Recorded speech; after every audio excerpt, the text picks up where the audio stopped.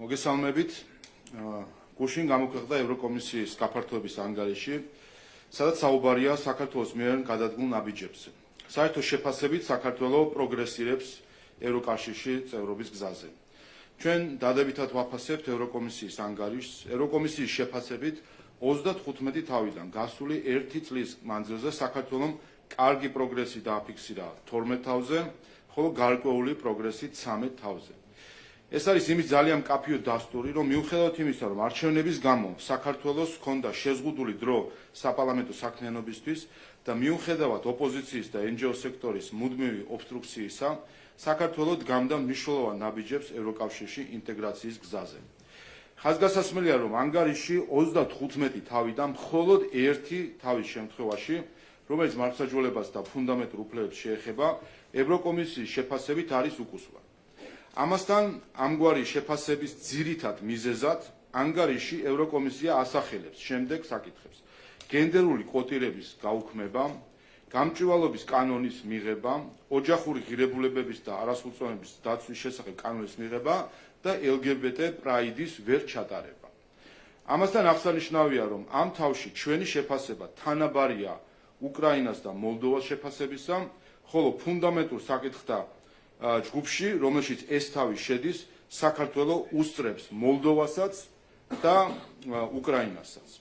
ის რომ გამჭვირვალობის და LGBT პროპაგანდის წინააღმდეგ მიმართულ კანონზე ამ ეტაპზე საქართველოს ევროკავშირთან ურთიერთთანხმობა არ აქვს, ეს ჩვენი საზოგადოებისთვის სიახლე არ არის. ეს კანონები არჩევნებზეც ერთ-ერთი ცენტრალური საკითხი იყო, რაზეც ჩვენმა საზოგადოებამ თავისი პოზიცია მკაფიოდ დააფიქსირა.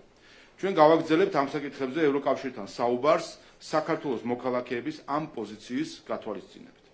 გარდა ფუნდამენტური მიმართულებისა, საქართველო უკრაინასა და მოლდოვას უსწრებს შიდა ბაზრისა და კონკურენტუნარიანობის ჯგუფების საერთო შეფასებაშიც, რაც არის ევროკავშირის როგორც ორგანიზაციის მთავარი არსი.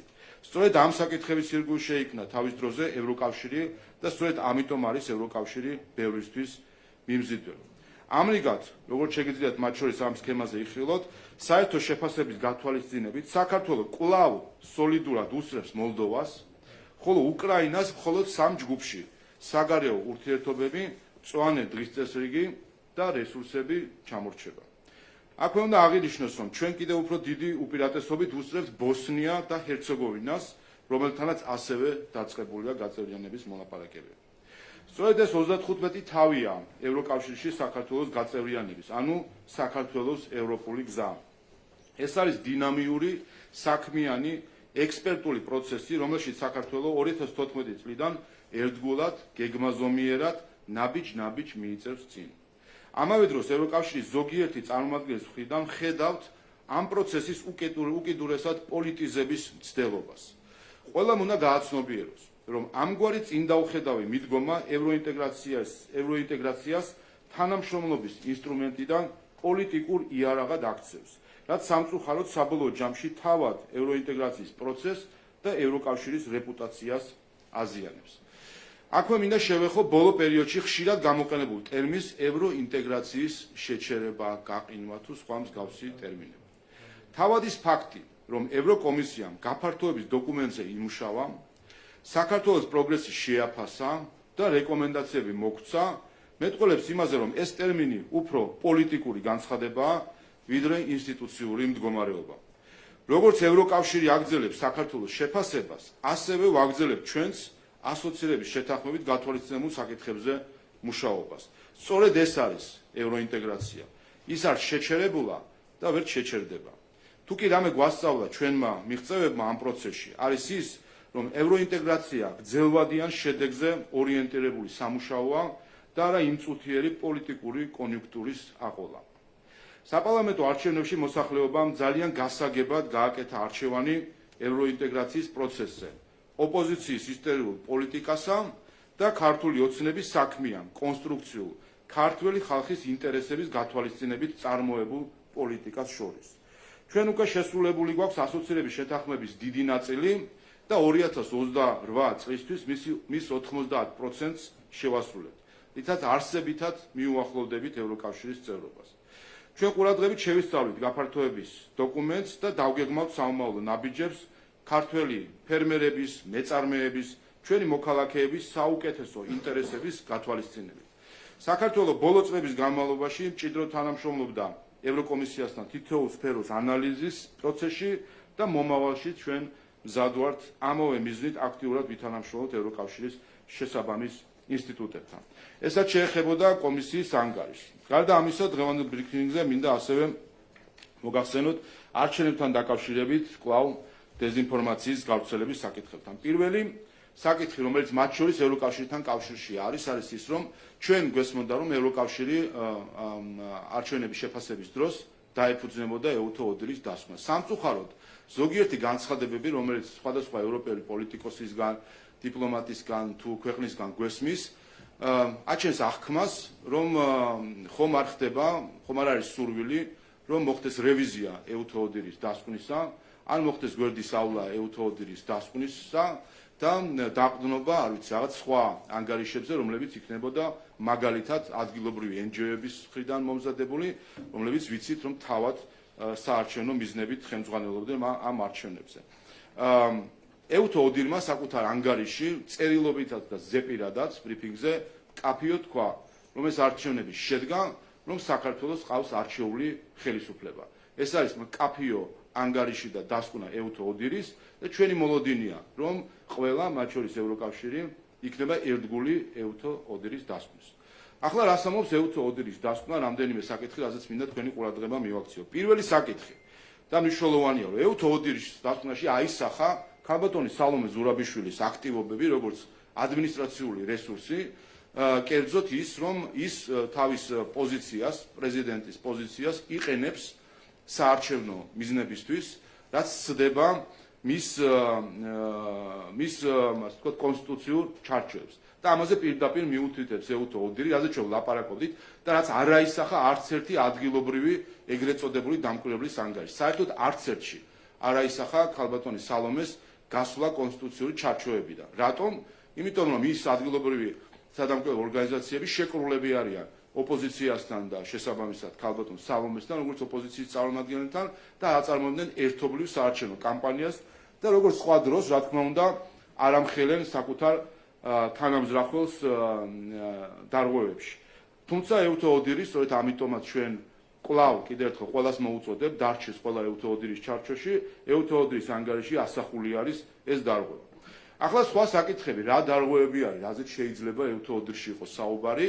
ჩვენ გქონდა შეხვედრა ეუთო ოდირის წარმომადგენლებთან, ჩვენ წარმომადგენლებს არჩევნების შემდეგაც, მათ შემდეგაც ანგარიში გამოქვეყნდა, იმისთვის რომ გავკვეულიყავით, რა არის ის ძირითადი მიგნებები, რომელიც იმ ძირითად საკითხებზე, უფრო სწორედ, რომელიც ხშირად ხვდება მათ შორის საერთაშორისო აქტორების განცხადებაში, როცა საუბარი არის მაგალითად მოსყიდვაზე, ზეწოლაზე, ადმინისტრაციულ რესურსზე. და ვკითხეთ ეუთო ოდირს მათ შორის, აი რა არის ის, რაც თქვენ ამ სფეროში, რა არის თქვენი მიგნებები. პირველი, შესაძლო მოსყიდვასთან დაკავშირებით. ეუთო ოდირს არც ერთი ფაქტი არ აქვს დაფიქსირებული. შეგახსენებთ, თუ არ ვცდები, 300-ზე მეტი დამკვირვებელი ყავდა, 350 თუ არ ვცდები, დამკვირვებელი ყავდა ეუთო ოდირს, იყვნენ ყველგან და გრძელვადიანი მისია იყო ეს, არ იყო მხოლოდ არჩევნების დღეს და წინა საარჩევნო პროცესში შეფასებული აქვს, არ აქვს დაფიქსირებული არჩევნების დღესაც შეეხება არც ერთი მოსყიდვის ფაქტი და თავად მანამდეც არც ერთი თავად დაფიქსირებული არ აქვს. მათ შორის, სხვათა შორის, როცა ჩვენ საუბრობთ აი ამ ბრალდებაზე, რომელიც შემდეგ აიტაცებენ ხოლმე ამას სხვა აქტორები გარეთ, სინამდვილეში რომ ჩავეძიებით, თუნდაც ადგილობრივ ორგანიზაციებს, არც ერთი ფაქტი არ იყო წარმოდგენილი ამ მხრივ და მოგახსენეთ კიდევაც, რომ მას შემდეგ რაც გუშინ წინ სკანდალურად გამოვიდნენ NGO ჯგუფი და ავტვირთეთ აი მთელი მტკიცებულებებიო, ვნახეთ და არც ერთი ფაქტი იქ დამაჯერებელი რაიმე ფაქტი მოყვანილი არ არის ან აღწერილი. მეორე, შესაძლო ზეწოლის ფაქტები. ვკითხეთ ეუთო ოდირს, რას ხედავენ ისინი, რა შეიძლება იყოს ზეწოლის ხასიათის მატარებელი. პირველი და ამაც მათ ისაუბრეს ბრიფინგის დროს, ეს იყო უბანზე არსებული კამერები. ყველა შევახსენებ, რომ მინიმუმ ბოლო 12 წელია ყველა არჩევნებზე არის ეს კამერები განთავსებული, რომელიც არის კანონით დაშვებული, რომ სუბიექტს ნებისმიერს და სხვათა შორის არა მხოლოდ ქართულ ოცნებას, სხვა სუბიექტებსაც ჰქონდათ განთავსებული. წინა ერთ-ერთი არჩევნები იყო, სადაც ნაციონალურ მოძრაობას ყალბი NGO-ს მეშვეობით ქონდა ასევე ყველგან კამერები განთავსებული. რა არის მიზანი და რატომ არის განთავსებული, მათ შორის რატომ არის ჩვენ ინტერესში, ქართული ოცნების ინტერესში, რომ კამერები იყოს განთავსებული, იმიტომ ზუსტად აი ეს სპეკულაციები, რომელიც შემდეგ არის უბანში, ჩაყრა თუ ასე შემდეგ იყოს აღბეჭდილი, ვისაც სურვილი აქვს შემდეგ შეგვიძლია მივაწოდოთ და ნახავენ რა არის აღბეჭდილი და რა არ არის აღბეჭდილი. ამიტომ ეს კანონი დაშვებული საკითხი არის, რომელიც მათ შორის შევახსენებ ყველას 2021 წელს ჩვენ ქართულმა ოცნებამ კამერები ვათხოვეთ კიდევაც ცესკოს ოპოზიციის მოთხოვნით, მაშინ განიხილებოდა თუ გახსოვთ 2021 წლის არჩევნებში დათვლის დროს, ვინაიდან ჯერ არ იყო შემოსული ელექტრონული თვლელები, კამერების წინ ითვლიდნენ ბიულეტენებს და ყოველ ბიულეტენს აჩვენებდნენ, რომ რა ნომერია შემოხაზული და ასე დაფიქსირდა, ვიდეო ფიქსირება იყო ყველა ბიულეტენის. და მაშინ დადგა საკითხი, რომ ამას ტექნიკური აღჭურვა სჭირდებოდა, რასაც ფინანსები სჭირდებოდა და ვინაიდან ჩვენ გვქონდა უკვე ეს კამერები, რომელსაც ყოველ არჩევნებზე ვათავსებთ იმისთვის, რომ იყოს ყველაფრის მტკიცებულებები, მაშინ ვათხოვეთ ოპოზიციის თხოვნით, ვათხოვეთ ცესკოს და იყო განთავსებული უბრემზე და ამ თვლებშიც იყო. ამიტომ ეს არავისთვის სიახლე არ არის, ყველა არჩევნები ასე ჩატარდა. ყველა არჩევნებზე კამერები იყო, მათ შორის კანონით არის დადგენილი, როგორ უნდა იდგეს ეს კამერა და ზუსტად ასე არის განთავსებული. და მეორე ამომრჩევლის მობილიზება. მათ შორის ის, როდესაც ჩვენ კარდაკარის მეშვეობით ვაფიქსირებთ რა არის ჩვენი მომხრეთა, ასე ვთქვათ, ვინ არიან ჩვენი მომხრეები და შემდეგ არჩევნების დღეს მათ მოტივირებას ვცდილობთ იმისთვის, რომ მოვიდნენ არჩევნებს.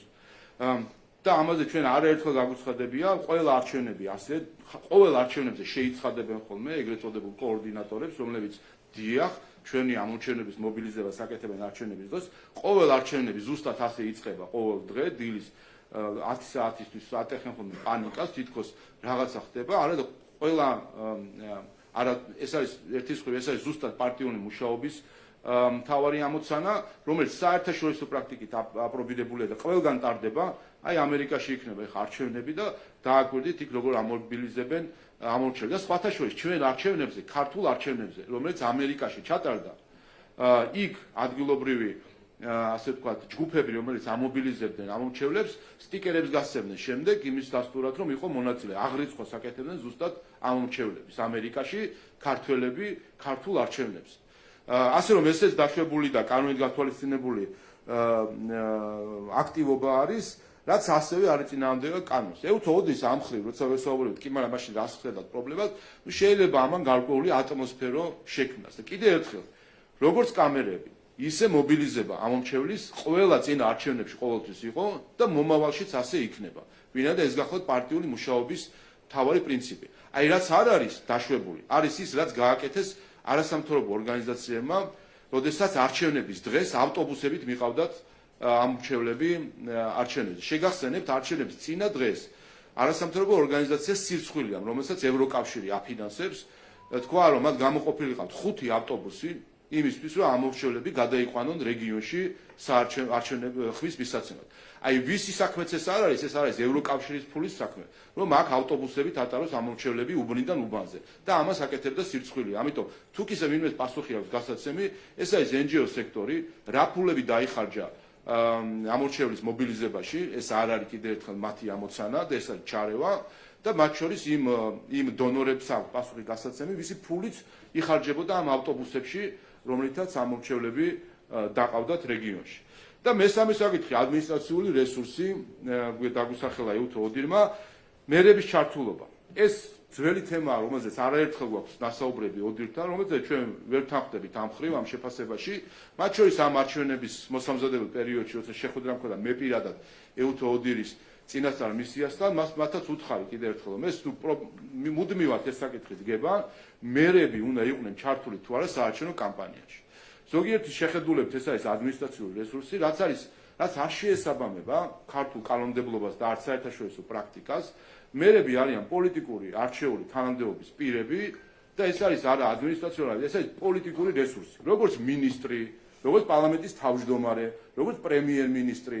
ეხლა თუ პრემიერ-მინისტრის გარეშე უნდა იყოს კამპანია პარლამენტის წევრების, პარლამენტის თავმჯდომარის, მერების, ეხლა აბა ვინ უნდა ატაროს კამპანია? მაშინ გადაგვიცია ბურთი და მოედანი NGO-ებისთვის, როგორც იყო ეხლა დაკავებული და NGO-ების ჯახი უნდა იყოს საარჩევნო კამპანია ბოლო-ბოლო. ამიტომ ეს არის ჩვენი პოლიტიკური ლიდერები არიან პოლიტიკურ თანამდებობებზე. და ჩვენი პოლიტიკური ლიდერები არიან ზუსტად მერები, რომელიც ადგილზე არიან ადგილობრივი წარმომადგენლები არიან და რა თქმა უნდა, ისინი ჩართული არიან საარჩევნო კამპანიაში და ეს ასეც იქნება. ასე რომ ის შენიშვნები ეუთო ოდირს რაც გააჩნია, ამაზე ჩვენ სხვა დროსაც გვისაუბრია და აი ეს არის განმარტება ეუთო ოდირის. ამიტომ კიდევ ერთხელ მინდა თქვა, ის ნურავი ნუეცდება, მათ შორის ნურც უცხოელი აქტორები და სხვადასხვა ქვეყნის წარმომადგენლები ეუთო ოდირის ნაცვლად ისაუბრონ რაღაცები. ის რაც უნდა ეუთო ოდირის ეთქვა, კაფიო თქვა, როგორც წერილობით ანგარიში, ისე ზეპირად პრესკონფერენციის დროს. კაფიოდ ითქვა, რომ არჩევნები შედგა, კაფიოდ ითქვა, რომ საქართველოს ყავს არჩეული ხელისუფლება, რომელიც გააგრძელებს ქართულ ხალხზე ზრუნვას. ამიტომ ყველას მოუწოდებ, ევროკავშირის წარმომადგენლებსაც და სხვებს, ყველას მოუწოდებ, რომ იყვნენ ერთგული ეუთო ოდირის ანგარიშის და იმ მიდგომის, რომელზეც ჰქონდათ საუბარი, რომ ეს იქნებოდა მათი სახელმძღვანელო პრინციპი. სხვა დეზინფორმაციებს რაც შეეხება. ქალბატონი სალომე ზურაბიშვილი, რომელიც უკვე საერთაშორისო დონეზე გახდა ცნობილი, რომ ესე იგი ბრალს დებს და შემდეგ მტკიცებულებებს არ წარადგენს და მოუწია უკვე ამერიკის შეერთებული შტატების საგარეო საქმეთა სამინისტროს პრესმდივანს იმის ხაზგასმა, რომ თუ ბრალს დებს, მტკიცებულებებიც უნდა წარადგინო. ქალბატონმა სალომემ უცხოურ პრესასთან იცით, რომ დღეში რამდენიმე ინტერვიუს მართავს და ცილს წამებს ქართველ ხალხს, ცილს წამებს სხვადასხვა ეთნიკურ ჯგუფებს საქართველოში, რომ ხდება მათი გამოყენება თითქოს რაღაც გაყალბებისთვის, ჩვეულებრივად დაკავებული არის ეს დღეები დეზინფორმაციით. სხვათა შორის ზოგიერთმა უცხოელმა კოლეგამაც კი გითხრა ჩვენ, რომ უკვე თვალში საცემი არის ქალბატონი სალომეს დესტრუქციული ქმედება საგარეო დონეზე, რომ ერთის მხრივ ამ ინტერვიუების სახით ტელეფონით შეწუხებული ყავს ნახევარი სამყარო და ურეკავს, რომ ქვეყანა ჩამოინგრა და აქ რა ვიცი რა მოხდა, აღარ ვიცი, ხან რას ამბობს და ხან რას. მისი განცხადებაა და გუშინ ნახეთ, რომ ის არაპირებს მისცეს ჩვენება და ნუ ახალი განმარტება მოგცა მან ქართული ზოგადად სისხლის სამართლის სისტემის, ამბობს, რომ ნუ მე დავაბრალე და ეს მათი ამოცანა არის, რომ გამოიძიონ. მე ვთქვი, რომ ვიღაცა არის სპილო, ეხლა მათ მოიძიონ მტკიცებულებები, რომ ოთახში არის სპილო. რატომ უნდა მოიტანო რაიმე მტკიცებულება? ეს თქვა გუშინ ქალბატონმა სალომემ, რომელიც წლებია იყო პარლამენტის წევრი, წლებია არის საქართველოს პრეზიდენტი და ელემენტარულ სამართლებრივ საკითხში ვერ ერკვევა. მათ თქვა არჩევნების გასაყალბებად Associated Press-თან ინტერვიუში. არჩევნების გასაყალბებად გამოიყენებოდა, კარუსელი, როგორც არის ერთი პირადობის მოწმობით, ხმის მიცემა დაახლოებით 17-ჯერ იყო შესაძლებელი. ეს არის პირდაპირ ბრალდება, რომ ერთი მოწმობით 17-ჯერ შესაძლებელი. ხო არ თქვა 16, არ თქვა 18, არც 19 უთქვას. 17 თქვა, იმიტომ რომ რაღაცა დაზუსტებული ინფორმაცია აქვს მეთოდოლოგიასთან და გამოყენებულ მეთოდებთან დაკავშირებით. ამიტომ გამოვიდეს და თქვას, რატომ 17? რატომ არ თქვა 16 ან 19? ხომ ეს ხომ არ არის რაღაც ზოგადი განცხადება, რომ ფიქრობ, რომ იყო დარღვევები არჩევნების დროს. თქვა პირდაპირ კონკრეტული ბრალი კონკრეტულად რა არის გაკეთებული, რომ ერთი პირადობით 17-ჯერ იყო ხმა მიცემული. ამიტომ ან თქვას, რომ ის ჭორაობდა და ჭორაობით იყო დაკავებული საერთაშორისო პრესასთან და ძირს უთხრიდა ქართველების რეპუტაციას, ან წარმოადგენს მტკიცებულებები. მეორე, ოცნებამ სავარაუდოდ, აქ დაამატა სავარაუდოდ, რუსული სპეცსასახურებისგან მიიღო დახმარება. ხარ შეიძლება ასეთი ჭორაობით იყოს დაკავებული ადამიანი, როდესაც სპეცსამსახურებთან კავშირში ადანაშაულებს საკუთარი ქვეყნის წარმომადგენლებს. ანუ წარმოადგენს მტკიცებულება. რა თქმა უნდა, მე იფიქრა ეთყობა, რომ წარმოედგინა მტკიცებულებები დაუკავშირდა იმ NGO-ებს, რომლებიც მას არ ამხელენ, რომ ჩართულია საარჩევნო კამპანიაში და მიაწოდეს იგივე ვიდეოები და ფოტოები, რომლებიც მათ ატვირთეს და რომელშიც ბევრი ვერაფერი ნახეთ და წარმოადგინა მან გუშინ ნახეთ ვიდეო, ასე ვთქვათ, პერფორმანსი იყო პრეზიდენტის ადმინისტრაციაში და ხედავთ, ძნელი იყო გარჩევა საერთოდ რაზე იყო იქ საუბარი, თუმცა ერთ-ერთი მაგალითი არის ეს წარმოდგენილი თითქოს ხდება რაღაც, არ ვიცი, ესე ვთქვათ, რეგისტრატორის მიერ არაუფლებამოსილი პირის გატარება, ასე ვთქვათ, სიაში. სინამდვილეში ვიდეოში ჩანს პირდაპირ რაც ხდება, ადამიანი მისული არის პასპორტით, არა პირადობის მოწმობით და როგორც იცით, პირადობის მოწმობა ტარდებოდა, ასე ვთქვათ, მისი გატარება ხდებოდა ამ აპარატში, ხოლო პასპორტის წაკითხვის ფუნქცია იმ აპარატს არ აქვს და პასპორტის ეგრეთ წოდებული საზღვარგარეთის პასპორტის შემთხვევაში პირადი ნომერის შეყვანა ხდებოდა იმ აპარატში. არაფერი დარღვევა ამაში არ არის. ანუ ადამიანმა ჩაატარა პრესკონფერენცია, რომ ანუ ადამიანმა დასწამა ცილი CSKO-ს 50,000 კომისიის წევრს ასე შემდეგ დასწამა ცილი თქვა რომ ეს უნდა გამოძიებული იყოსო. პროკურატურამ დაიწყო გამოძიება და უარი თქვა მტკიცებულების მიცემაზე, გამოვიდა პრესკონფერენციაზე, რომ ვითომ რაღაც მტკიცებულები წავიდა, იქაც კიდევ ერთხელ ცილი დასწამა ყველას. ასე რომ აი ასეთ გაუგონარ საკითხებთან გვაქვს საქმე და ეს არის საერთო ჯამში იმ სასოწარკვეთილების მაგალითი, რომელსაც ჩვენ ახლა ვხედავთ. და ერთ თავარი საკითხი, რაც გუშინ არჩევნები და მეხუთე დღეს, რომ ვერ მოიფიქრეს, ვერც მოსყიდვის რამე ნახეს, ვერც სხვა მნიშვნელოვანი საკითხები, მეხუთე დღეს აღმოაჩინეს, რომ თურმე ბელანს გაუჟონია. და ეს არის მათი ახლა ხელმოსაჭედი ხავსი. პირველი მეხუთე დღეს რომ ამას მოიფიქრებ და თქვა მათ შორის ხედავ თქვენ ქალბატონ სალომეზეც იყო საუბარი, ყველამ და ამაზე ცალკე კიდევ ვრცელდებოდა დეზინფორმაცია, თითქოს იქ ჩანს მის ხმა, სინამდვილეში ეს ადგილი, თავი და ყველამ 2,60,000 ადამიანმა მივეცით ხმა. ნუ გავიგე რაღაცა შეიძლება ტყუილი თქვა, მაგრამ ჩვენ ვიყავით ყველა მარჩენელი, ჩვენ არ ვიცით როგორ მივეცით ხმა და რა იყო და იყო თუ არა ჩვენი ხმა ფარული, ჩვენ თვითონ არ ვიცით ბოლო-ბოლო. ხო არ შეიძლება მართლა ესე ნაცარი შეაყარო ხალხს თვალში. და აქ იყო მონიშნა იმ ტესტი, ასე ვთქვათ, ზედამხარეს რაც იყო ტესტი სატესტო არეალი წრის მონიშნის და ის რომ ჩადა სხვათა შორის იქვე აუხსნა ქალბატონმა სალომემ და არ ქონია იქ ეს პრეტენზიები, არც არავის პირდაპირ ეთერში იყო ეს ყველაფერი და მეხუთე დღეს NGO-მა ვერაფერი რომ ვერ მოიფიქრეს, გამოვიდნენ და მორშა თლიანად უნდა გაუქმდეს, იმიტომ რომ მელანმა გაჟონა. აი ეს არის მათი მთავარი საკითხი. ერთი ამ საკითხზე არაფერი არ აქვს საერთოდ ნათქვამი EU-ოდრის თავის დასმაში, თავის 350-იანი დამკვირვებლები ამ სისტემასაც ძალიან კარგად იცნობენ. ამ სისტემას ზეპირადიც ის CSKO-მ, იმიტომ იყო CSKO-ს წევრი ბატონი სიორიძე, რომელიც ერთ-ერთ ეთერში ვნახე, ხმას ვერ იღებდა ამაზე. მისი მიცემული ხო ზუსტად იცის რა სისტემით ჩატარდა, ხო? ისინი ხო იქ იყვნენ CSKO-ში ოპოზიციის წარმომადგენლები ჩართული. ქაღალდიც მაგათ შეარჩიეს, ფლომასტერიც მაგათ შეარჩიეს, კონვერტიც მაგათ შეარჩიეს ოპოზიციამ. და ახლა მოგდნენ ქართულ ხალხს და გვეუბნებიან, არა, თქვენი არჩევნები არ ითვლება, 100 მილიონი კიდევ დავხარჯოთ და ახალი არჩევნები ჩავატაროთ ვიღაც NGO, რომელიც თავად არის საარჩევნო მიზნის მქონე და ხედავენ, რომ მათი, ასე ვთქვათ, წარმოდგენის ხალხმა ვერ გაიმარჯვა და ეხლა ცდილობენ ხავს მოეკიდონ.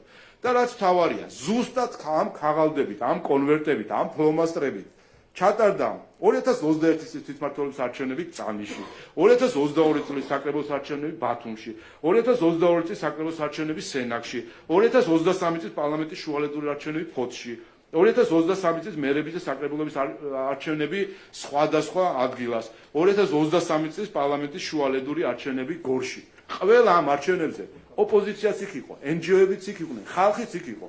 რატომ აქამდე არავის პრეტენზია არ გასჩენია არასდროს? ზუსტად ის ქაღალდი, ის ფლომასტერი, ის კონვერტი. თუ არ ვთქვი ამ დროს კიდევ უფრო ამ არჩევნებზე კიდევ უფრო სქელი ქაღალდი შეუკვეთეთო CSKO როგორც ამბობს, ხო? აი ამიტომ არის რომ ეს არის აბსოლუტური აბსურდი, რასაც აკეთებენ ეს NGO-ები და აქ უკვე დგება პასუხისმგებლობა მათი დონორებისა. როდესაც ჩვენ ვხედავთ რომ არის ასე ვთქვათ ინსინუაციები გარკვეული ამ არჩევნებთან დაკავშირებით, რომელიც იკვებება მათ შორის საგარეო განცხადებებით, ეს არის ჩვეულებრივი თავდასხმა ქართველ ამომრჩევლებზე იმისთვის, რომ წაართვან მათ არჩევანის უფლება. ვიღაცას არ მოეწონა ის არჩევანი ქართველი ხალხის რაც არის და აქ ორი არჩევანი უნდა გადაგვასახონ ქართველი ხალხი აქედან და დანიშნონ აქ ვიც მათ უნდათ, ან უნდა შეეგუონ ამ არჩევანს. და აი ამ დილემაში არის ახლა ბევრი როგორც ჩვენ ვაკვირდებით, მაგრამ კიდევ ერთხელ ქართველმა ხალხმა თავისი არჩევანი გააკეთა და ამ არჩევანს უნდა მიყვნენ. და ბოლო პერიოდში ხედავთ, უკვე კომიკურ დონემდე დასული ბატონი თენგო და გუშინ ბატონი გრიგოლიც ნახეთ, რომელიც ტოპ ტვინებთან ერთად, ტოპ IT სპეციალისტებთან ერთად ტოპ ანალიზს აკეთებდნენ. ეს ხო სირცხვილია უბრალოდ. და ამ ხალხის იმედად არიან, მათ შორის ის უცხოელი აქტორი, რომლებიც ახლა აკეთებენ განცხადებებს, რომელიც მათ სხვადასხვასაც გაუკეთებიან. ასეთივე დაბრალება იყო სააკაშვილის საკითხს. გვახსოვს უცხოელი მინისტრების, პრეზიდენტების განცხადებები, ხომ? ხვალაშა ტყუილი დაბრალება. აი როგორც დღეს ვიცნობ, ხან 3 მინისტრი ერთად, ხან 13 მინისტრი ერთად, ხან პრეზიდენტი და ხან ვინ უაკეთებს განცხადებას და აბრალებს საქართველოს და ქართულ ხალხს, რომ თითქოს აქ რაღაცა წესების დარღვევა იყო. ზუსტად იგივე ხალხი, ზუსტად იგივე ევროპელები, ზუსტად იგივე დიპლომატები და ჩინოსნები გვაბრალებდნენ სააკაშვილის ტანჯვა წამებას, რაც აღმოჩნდა ტყუილი და შემდეგ ბოდიშიც არ მოიხადეს. გვაბრალებდნენ სანქციების გვერდისავლას, რაც აღმოჩნდა ტყუილი და შემდეგ ბოდიშიც არ მოიხადეს და ეხლა გვაბრალებენ იმას, რასაც გვაბრალებენ, რაც ასევე დადასტურდება, რომ ტყუილია.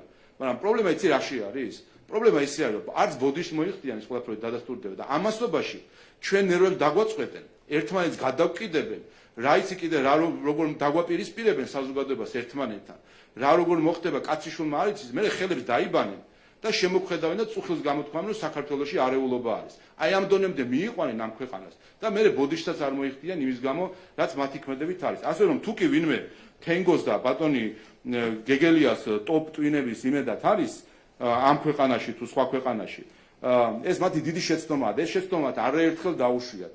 ზუსტად ევროპელ პოლიტიკოსებს, ჩინოსნებს თუ დიპლომატებს არაერთხელ დაუშვიათ ეს შეცდომა საქართველოს წინააღმდეგ და გავიგე ერთხელ შეგეშალა, ორჯერ, სამჯერ, ხუთჯერ, მაგრამ 7ჯერ სადღაცას ხომ უნდა გაჩერდნენ, ხომ? ამიტომ კიდევ ერთხელ მოუწოდებ ყველას აღიარონ ევთოოდრის დასკვნა, ვერ გაიქცევიან ვერც ამ დასკვნას და ვერ გაიქცევიან იმ 1,120,000-მდე ამომრჩეველს, რომელმაც ხმამაღლად, მკაფიოდ დაუჭირა მხარი არა უბრალოდ ქართულ ოცნებას, არამედ ქართული ოცნების მიერ გატარებულ პოლიტიკას და მომავალ გეგმებს. ასე რომ ეს არის დემოკრატია და ყველა შეეგუოს და აღიაროს დემოკრატია. ალბათ ისმით. მოგესალმებით, მე გინარს დავიწყე ტელეკომპანია იმედი. მე მინდა გითხრათ სალონზურობის შულზე სწავლობთ, თუმცა მის მსგავსად ასევე ოპოზიციის წარმომადგენლებიც არაპირებენ, რომ თანამშრომლობ პროკურატურასთან გამოძიების პროცესში. თქვენ როგორ ფიქრობთ, მათ თავად აცხადებენ, რომ აქვთ მტკიცებულებები, თუმცა არ წარადგენენ პროკურატურაში. რეალურად აქვთ რაიმე რესურსი, რომ წარმოადგინონ მტკიცებულება? უპირველეს ყოვლისა, მოდით გადავთვალ მას.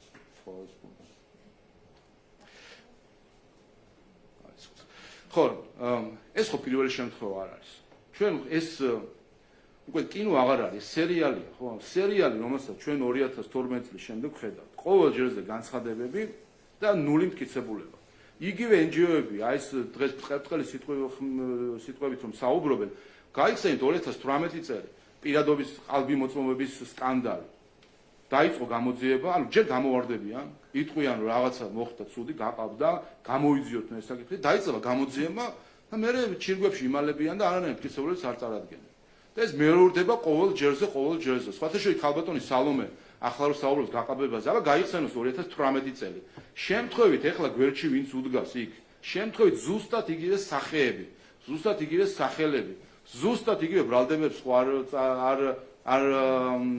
არ უყენებდნენ. ზუსტად ის NGO-ები, ქალბატონი ეკა გიგაური, ზუსტად მის არჩევნებზე, მისი არჩევნების წინ, ქალბატონი სალომეს არჩევნების წინ, ქალბატონი ეკა გიგაური, საია, სხვები გამოვიდნენ თქვენს რომ არის დაბეჭდილი ყალბი პირადობის მოწმობები.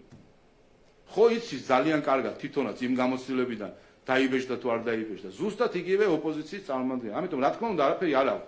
ერთადერთი ჩვენ ამაზე ხო საუბრობთ, რომ არავინ სინამდვილეში არჩევნებში მონაწილეობას არ ღებულობს. ამას ხედავთ ჩვენ, იმიტომ კამპანიაც კი არ ქონდა. ტელევიზორებიდან ვერ გამოძრენ, სტუდიებიდან ვერ გამოვიდნენ. მათი მთელი საარჩევნო კამპანია იყო სტუდიური ჩაწერები და უცხოური განცხადებები, სხვა არაფერი. და ისინი ემზადებოდნენ ზუსტად იმის და ახდა ყველა სცენარი. არა მხოლოდ ჩვენი მაკენის ინსტიტუტის სცენარიც კი ხედავთ რომ ახდა ამ ხრივ და რა თქმა უნდა როცა არაფერი მტკიცებულებები არ არის, ისინი ცდილობენ ახლა საერთო ჯამში ეს არის ქართული ხალხისთვის საარჩევნო უფლების წართმევის ცდილობა. მანამ სადამ მათი გემოვნების ჯგუფი არ იქნება საქართველოს სათავეში, მანამ სადამ ნაციონალურ მოძრაობის ფილოსოფია არ დაბრუნდება ხელისუფლებაში, მანამდე როგორც ჩანს არ სურთ რომ მოისვენ.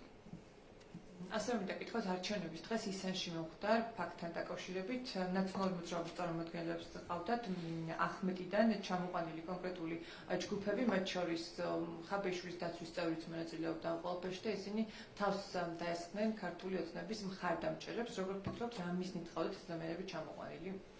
ხო, ეს ზუსტად ესეთი ჯგუფები იყო, არა მხოლოდ ისანში, არამედ სხვაგანაც, თქვენ ნახეთ, რომ ჩვენს ამომრჩეველს და მხარდამჭერებს თავს დაესწრნენ, ხალხი, რომელიც საერთოდ იქ არ უნდა ყოფილიყო, რა უნდა ისანში ადამიანებს, რომლებიც არიან რეგისტრირებული ახმეტაში, არ ვიცი, კენჭისხაში მაინც მიიღოთ მონაწილეობა იმ ადგილას, სადაც არიან ჩაწერილები, ჩამოსული იყვნენ აქ იმისთვის, რომ ძალადობას ქონოდა ადგილი. რამდენიმე ჩვენ გახსოვთ, რომ თქვით კიდევაც იმ დღეს, რომ როდესაც დაკვირვებით აღმოჩნდა, რომ იყო რამდენიმე მობილური ჯგუფი, რომელიც სხვადასხვა მანქანებით გადაადგილდებოდა ერთი უბრიდან მეორეზე, იმისთვის, რომ მოეწყოთ პროვოკაციები, ზუსტად აი ეს საინფორმაციო ხმაური მოეწყოთ და შეექმნათ იმის აღქმა, თითქოს ხდება რაღაც არაკანონიერი, ასე ვთქვათ, არჩევნების დღეს. მაგრამ თავარი ხო ის არის, რომ აი რომ დამთავრდა არჩევნები, ეგზიტ პოლები რომ ნახეს საკუთარი დაწერილი, ხო იზეიმეს. ვინ თქვა იქ რომ ან არჩევნებზე ვინ თქვა, მაგრამ გაყალბდა მელანი, A1, 2, 3, რამე თქვა საერთოდ იმ დღეს?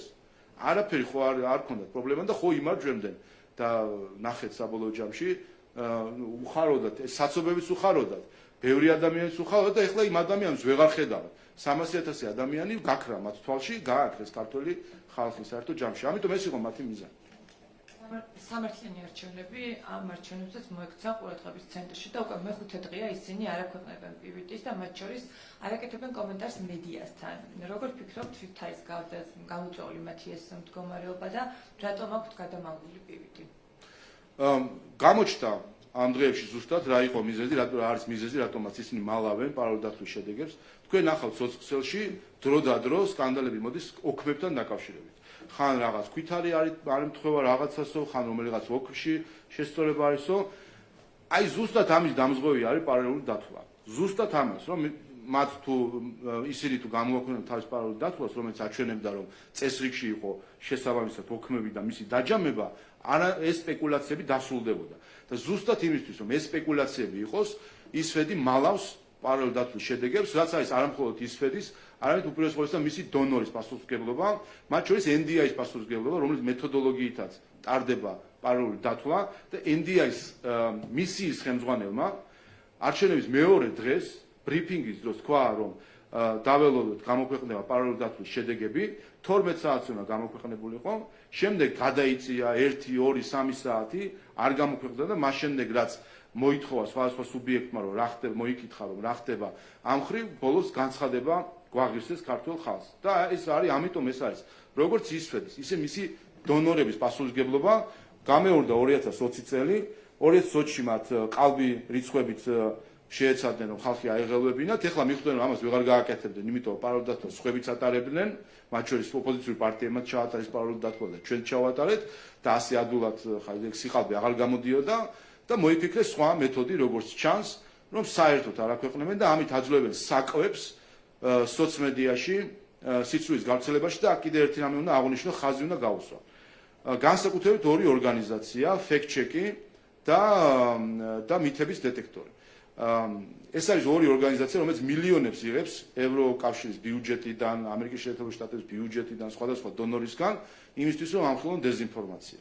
ეს დღეები სოციმედიაში განსაკუთრებით ვინაიდან ეს ორი ორგანიზაცია, მათ შორის არის Facebook-ის პარტნიორი ორგანიზაცია და მათი ხილება დეზინფორმაციაში და ვერდიქტი Facebook-ისთვის არის ნიშანი, რომ შეზღუდოს ამა თუ იმ მასალის გავრცელება, ან საერთოდ აკრძალოს, ასე ვთქვათ, გააქროს, დაბლოკოს ამა თუ იმ მასალის გავრცელება.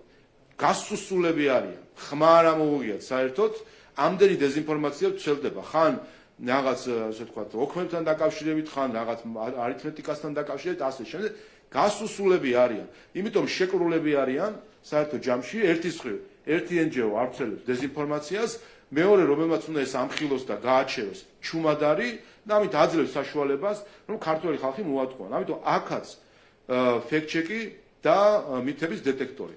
მათი დონორები, მე მათთან ბევრჯერ მქონდა ამაზე საუბარი, რომ შეუძლებელია, როდესაც ნაცვლად იმისა, რომ კეთდებოდეს საქმე, არის ძირის გამოთხრა ქართული დემოკრატიისთვის და ზუსტად ამას აკეთებენ ეს ორგანიზაციები, მაშინ როდესაც ჩუმდებიან და შედით მათ გვერდებზე. და ნახავთ რაღაც ხილებებს უკრაინასთან დაკავშირებით, რაღაც არარელევანტურ საკითხთან დაკავშირებით, ქალბატონმა მალაშხიამ გამოსვლის დროს რა იგულისხმება და რა არ იგულისხმება. აი ამას უცებ გადაამოწმებენ ხოლმე, წამები ჭირდება. და ის საკითხები, რაც მართლა ქართველი ხალხის ნერვებზე თამაშისთვის არის და ასე ვთქვათ, არეულობისთვის ჩუმად არიან და ამითი ახალისებენ დეზინფორმაციას. ასე უნდა გითხრათ, ბენკარდინთან დაკავშირებით პრანკერებთან საუბარი გავრცელდა, სადაც ის საუბრის დროს ეთანხმება მოსაზრებას, რომ დასავლეთმა საქართველოს უნდა მიაღებინოს სწორი გადაწყვეტილება და უნდა აიძულოს სწორი გადაწყვეტილების მიღება, როგორ ფიქრობთ, რა იწურებას გულისხმობს და რას გულისხმობს ამ განცხადებაში კარტინი? ვერ გეტყვით, არ ვიცი, მე არ მაქვს მოსვლელი. ვიცი უბრალოდ რომ გავცეთ და ჩანაწერი ეგრეთ წოდებული პრანკერების, არ ვიცი ხა რამდენად შეესაბამება სიმართლეს ან არა, ალბათ თავად განმარტავს ის შინაარსი არის თუ არა სიმართლე, რადგან იქ იყო საუბარი, მათ შორის თუ არ ვცდები, საუბარი იყო საქართველოში მაიდანის მოწყობაზე. ამიტომ სჭირდება რა თქმა უნდა ამას განმარტება, არ ვიცი ხა ეს ფაქტია რომ არავინ არ იცის ეს ჩანაწერი რამდენად არის მართალი ან არა. გამარჯობა, პირველი არხი თათია ტაბაშაძე, მინდა დაუბრუნდე გაფართოების ანგარიშს წეგანი საუბრეთ თქვენ, მაგრამ მინდა ასევე ცალკე გითხოთ გუშინ ჯოზეფ ბორელმაც განაცხადა იმ ორი კანონის შესახებ გამარჯობა. LGBT პროპაგანდის წინააღმდეგ ოჯახური ღირებულებების კანონს გულისხმობ, ამ ორი კანონის გაუქმებისკენ მოგიწოდათ იმისთვის იმ პირობით, რომ შემდეგ უკვე გაიხოს, ასე ვთქვათ, ევროკავშირის კარი საქართველოსთვის, რას აპირებს ქართული ოცნება გაუქმებს თუ არა ამ კანონს?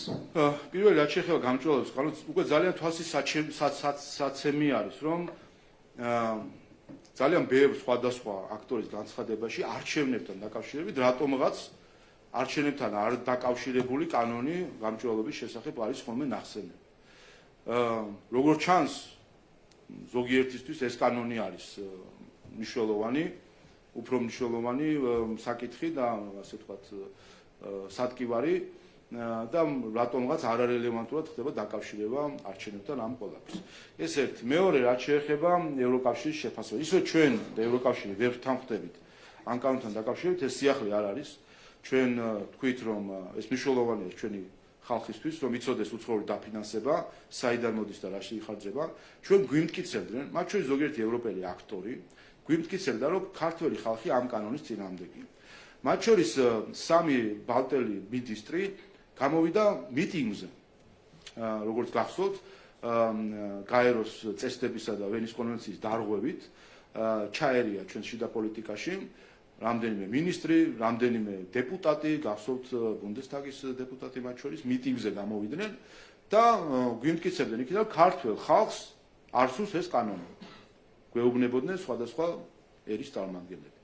ამ არჩევნებზე ეს კანონი, გამჭვირვალეობის კანონი და მათ შორის LGBT პროპაგანდის წინააღმდეგ კანონი იყო ერთ-ერთი ცენტრალური საარჩევნო საკითხი.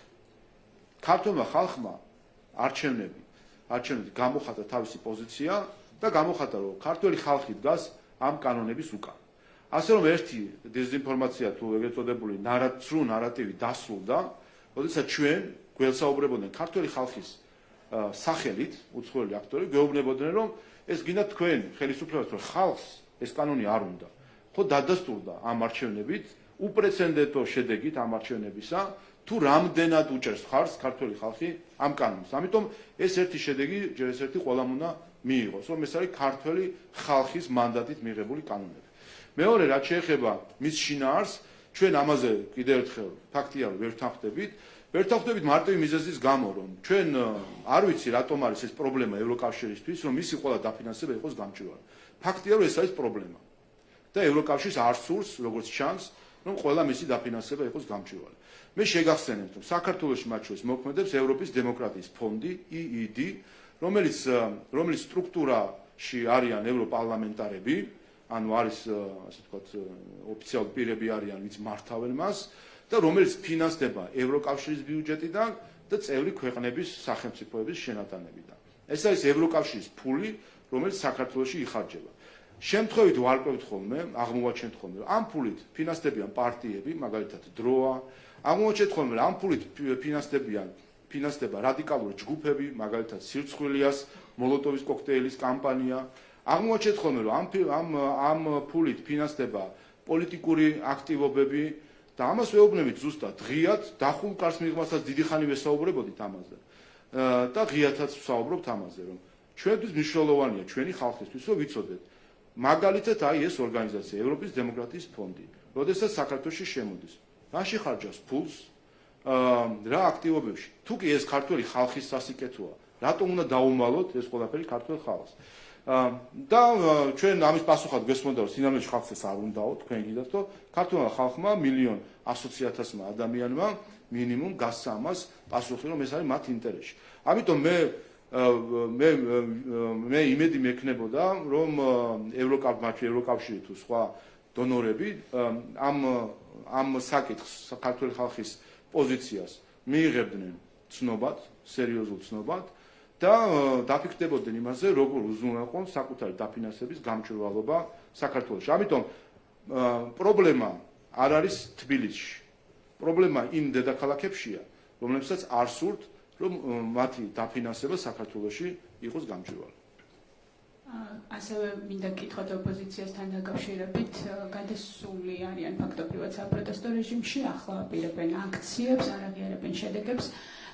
რა არის მათი საბოლოო მიზანი, თუ გაქვთ ამასთან დაკავშირებით ვერსია და შეფასება? რა იყო 2012-ში, როცა არ აღიარებდნენ, 16-ში, 20-ში, როცა არ აღიარებდნენ. ეს არის დესტრუქციული ანტისისტემური პარტიები, რომლებიც და ანტიდემოკრატიული პარტიები, რომლებიც არ აღიარებენ დემოკრატიას. ჩვენ როცა საუბრობდით ნაციონალურ მოძრაობისთან დაკავშირებით და მის სატარით პარტიებთან დაკავშირებით, ზუსტად ამას ვამბობთ არგუმენტად. ეს არის ანტიდემოკრატიული პარტიები, რომლებიც არ აღიარებენ საარჩევნო უფლებას ხალხისა და ამბობენ, რომ ისინი უნდა მართავდნენ, რომ მათი ეგრეთ წოდებული ელიტური ჯგუფები უნდა მართავდნენ ქვეყანას და უნდა ქონდეთ გარკვეული, არ ვიცი მე, რაღაც ელიტური მართლობა, როდესაც გარკვეული ჯგუფი ადამიანებისა, ისე რომ არ აქვს დემოკრატიული მანდატი, ხელმძღვანელობს ქვეყანას. ამიტომ კიდევ ერთხელ ეს ადასტურებს, რომ ეს ჯგუფები არის ანტიდემოკრატიული ჯგუფები. თუმცა ამ არჩევნებმა კიდევ ერთი უარესი რამე გვაჩვენა. აღმოჩნდა, რომ ჩვენ სამოქალაქო სექტორში ყავს ორგანიზაციები, რომლებიც ასევე ანტიდემოკრატიული ორგანიზაციები არიან.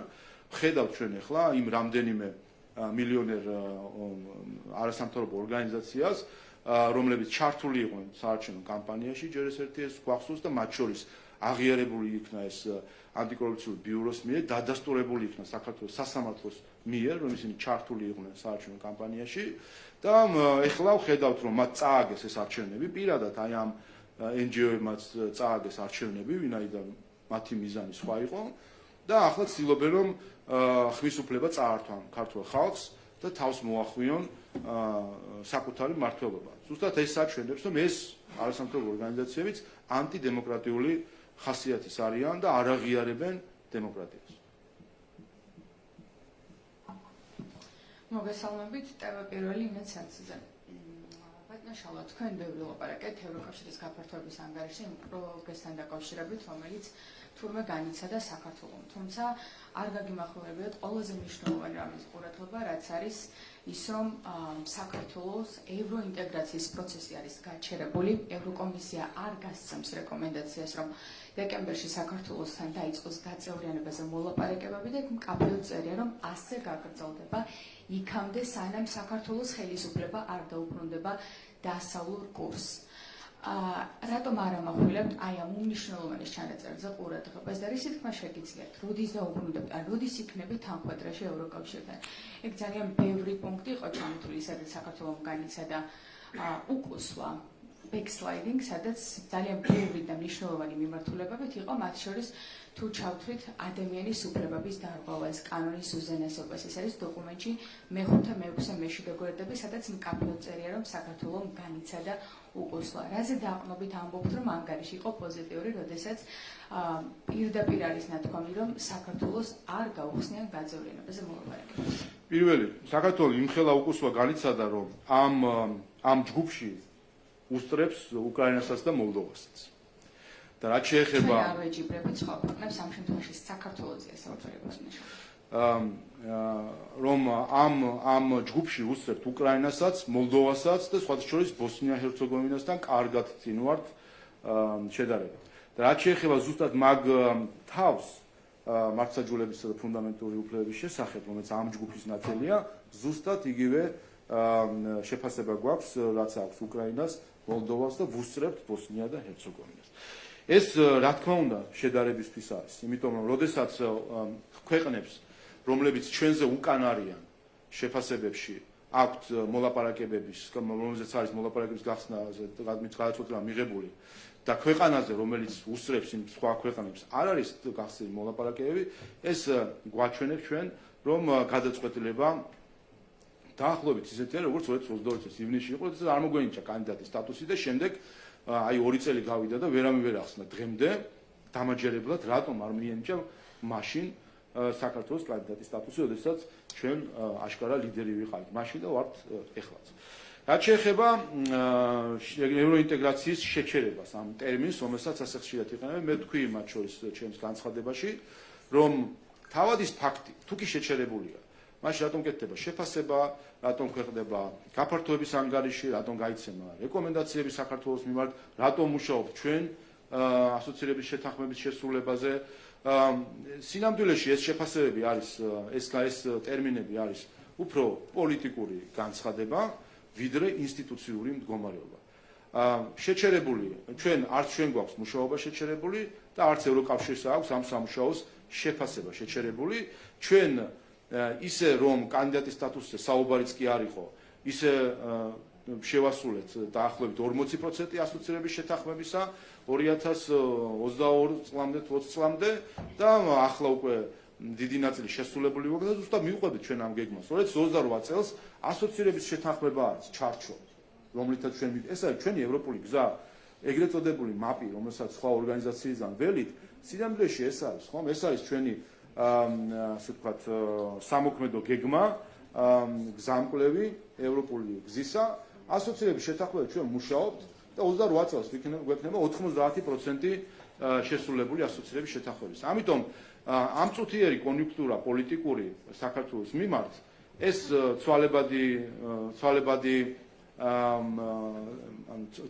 ცვალებადი მოვლენა არის, ასე ვთქვათ. რაც არ არის ცვალებადი, ეს არის ის ასოცირების შეთანხმება, რომელშიც ზუსტად არის გაწერილი რა ინსტიტუციური დაახლოება უნდა მოხდეს საქართველოში და რასაც საქართველო მიყვება და რასაც ამ ანგარიში გუშინ გამოქვეყნდა. თქვენ ნახეთ მისი კომენტარები, მათ შორის ზოგიერთი ევროპელი აქტორის მხრიდან, რომ წარმოდგენილი იყო რაღაც კატასტროფას თითქოს, სინამდვილეში ამ ანგარიში 12 შემთხვევაში, როგორც გითხარით და ნახავთ, კარგი პროგრესი არის 1 წლის განმავლობაში. კარგი პროგრესი დაფიქსირებული და 13 შემთხვევაში გარკვეული პროგრესი დაფიქსირებული 35 თავიდან 12-ში გვაქვს 35 თავიდან 25-ში გვაქვს კარგი ან გარკვეული პროგრესი. ან პროგრესი არის 35-დან 25-დან. მხოლოდ ერთ თავში საუბარი არის რეგრესი და მოგახსენეთ რა არის საფუძველი. რაიმე ჩვენ ქვეყანაში განსაკუთრებული გამოხდა საფუძველი ამ რეგრესის, რაც არის ძირითადად მითითებული აქვს. ეს არის გამჭვირვალობის კანონი. ამაზე ჩვენი პოზიცია ცნობილი არის, რაზეც ვერ ვთანხმდებით და ევროკავშირთან და ვისაუბრე ამაზე. ეს არის LGBT პროპაგანდის წინააღმდეგ კანონი. ეს არის გენდერული კვოტირების გაუქმება, რაც გაუგებარია ჩვენთვის. ევროკავშირის ქვეყნების ნახევარში საერთოდ გენდერული კვოტირება და ჩვენ ნატო გთხოვენ, ეს სიმართლე გითხრათ, ცოტა გაუგებარი არის.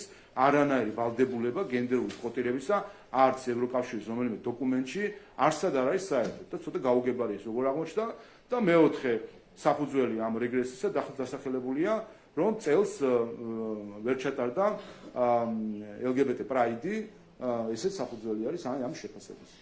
ბატონშალა, როდესაც თქვენ ამბობთ, რომ თუ ევროინტეგრაციის პროცესი არის გაჩერებული, მაშინ განცხადებებს რატომ აკეთებენ და მე მგონი ჯერ კიდევ ევროკავშირი არის საქართველოს პარტნიორი, ყოველ შემთხვევაში საქართველოს მთავრობას ესეთი არ უთქვამს, რომ აღარ გვინდა ჩვენი ევროკავშირი, შესაბამისად გასაგებია მათი მხრიდან, თუ შეიძლება დავსვავ კითხვას, მათი მხრიდან მოწოდებები, რა თქმა უნდა, იმიტომ რომ ჩვენ ჯერ კიდევ გვაქვს კანდიდატის სტატუსი, თუმცა ეს კანდიდატის სტატუსი არის გაყენული. თუ აქამდე ამბობდნენ, რომ კანდიდატის სტატუსი ან ევროინტეგრაციის პროცესი არის შეჩერებული და ეს ზეპირსიტყვიერად გვესმოდა, ახლა უკვე დოკუმენტშიც წერია, რომ საქართველოს ევროინტეგრაციის პროცესი არის შეჩერებული.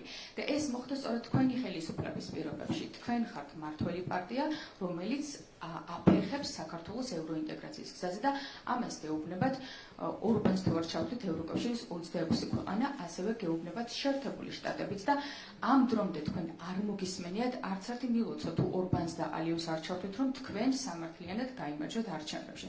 ამ ყველაფერზე რა პასუხი შეიძლება გქონდეთ, როდესაც ცდილობთ, რომ უკიდურესად ნეგატიური დოკუმენტი საზოგადოებისთვის თვალში ნაცრის შეყრას გავს, როდესაც ნეგატიურ დოკუმენტს თქვენ პოზიტიურად წარმოაჩენთ და თითქოს სადღაც ეკონომიკური თანხმოედრა ევროკავშირის რაღაც ლიმიტირებული პროგრესი გაქვს, წარმოაჩინოთ, რომ ჩვენ გვაქვს უდიდესი პროგრესი განცდილი.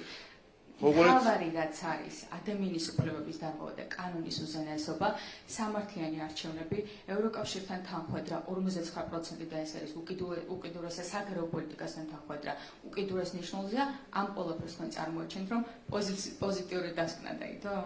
იმისთვის რომ ჩვენ გქონდეს არა 59%-იანი თანხმოედრა საგარეო პოლიტიკაში, არამედ მეტი, რა თქვენთვის პრობლემა არის, ხომ 59% პრობლემაა თქვენთვის? ყველაზე დაბალ ნიშნულზეა რა თქმა უნდა. თქვენთვის არ არის პრობლემა? არა.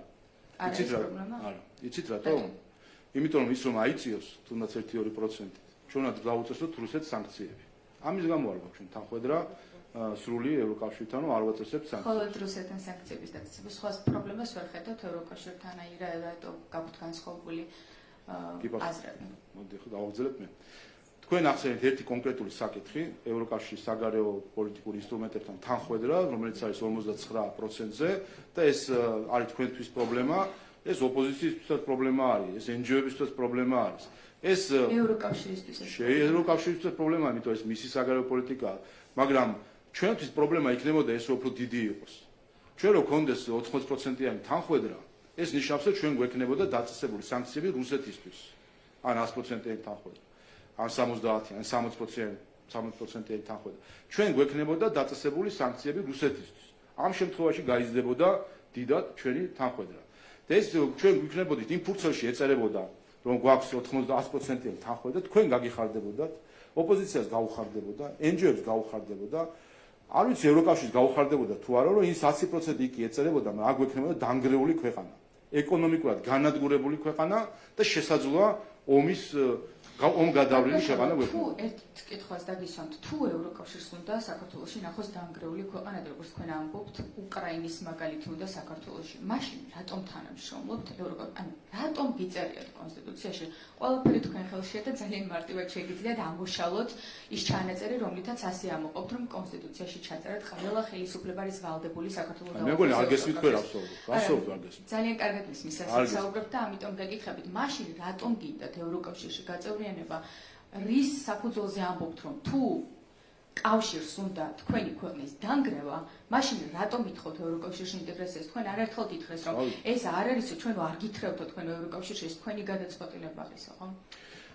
ის, რაც თქვენ ეხლა მოგელანდათ, სინამდვილეში არ არსებობს რეალურ სამყაროში. საუბრობ თითქოს მე თქვი სადღაცას, რომ ევროკავშირს უნდა ჩვენი დანგრევა. მე სხვა რაღაც გითხარით. ლაივში გადაიცემა ეს ბატონო შალვადა, რა ვიცი. ხალხი უსმენს, ლაივში გადაიცემა. იქნებ გათიშოთ მიკროფონი და მასაუბროთ. კიდევ ერთხელ, თქვენ თქვით, რომ 59%-იანი თანხმოედრა ევროკავშირის საგარეო პოლიტიკურ ინსტრუმენტებთან არის პრობლემა თქვენთვის. და მე აგიხსენით, რომ იმისთვის, რომ ეს იყოს მაღალი, ამისი გზა არის რუსეთისთვის სანქციების დაწესება. ეხლა თქვენ გადაწყვეტეთ,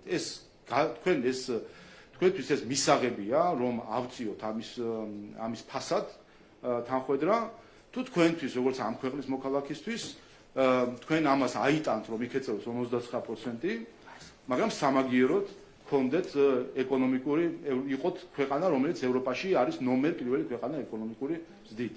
ეს ამ კონკრეტულ მაგალითს რაც შეეხება და ამიტომ ამის ახსნა მინდა. აი მე ვთქვი კიდევაც. ევროპული გზა, ორი გზა არის ევროპული და ერთ გზას ჩვენ წარმოგვიდგენს ოპოზიცია, მისი მედია და NGO-ები.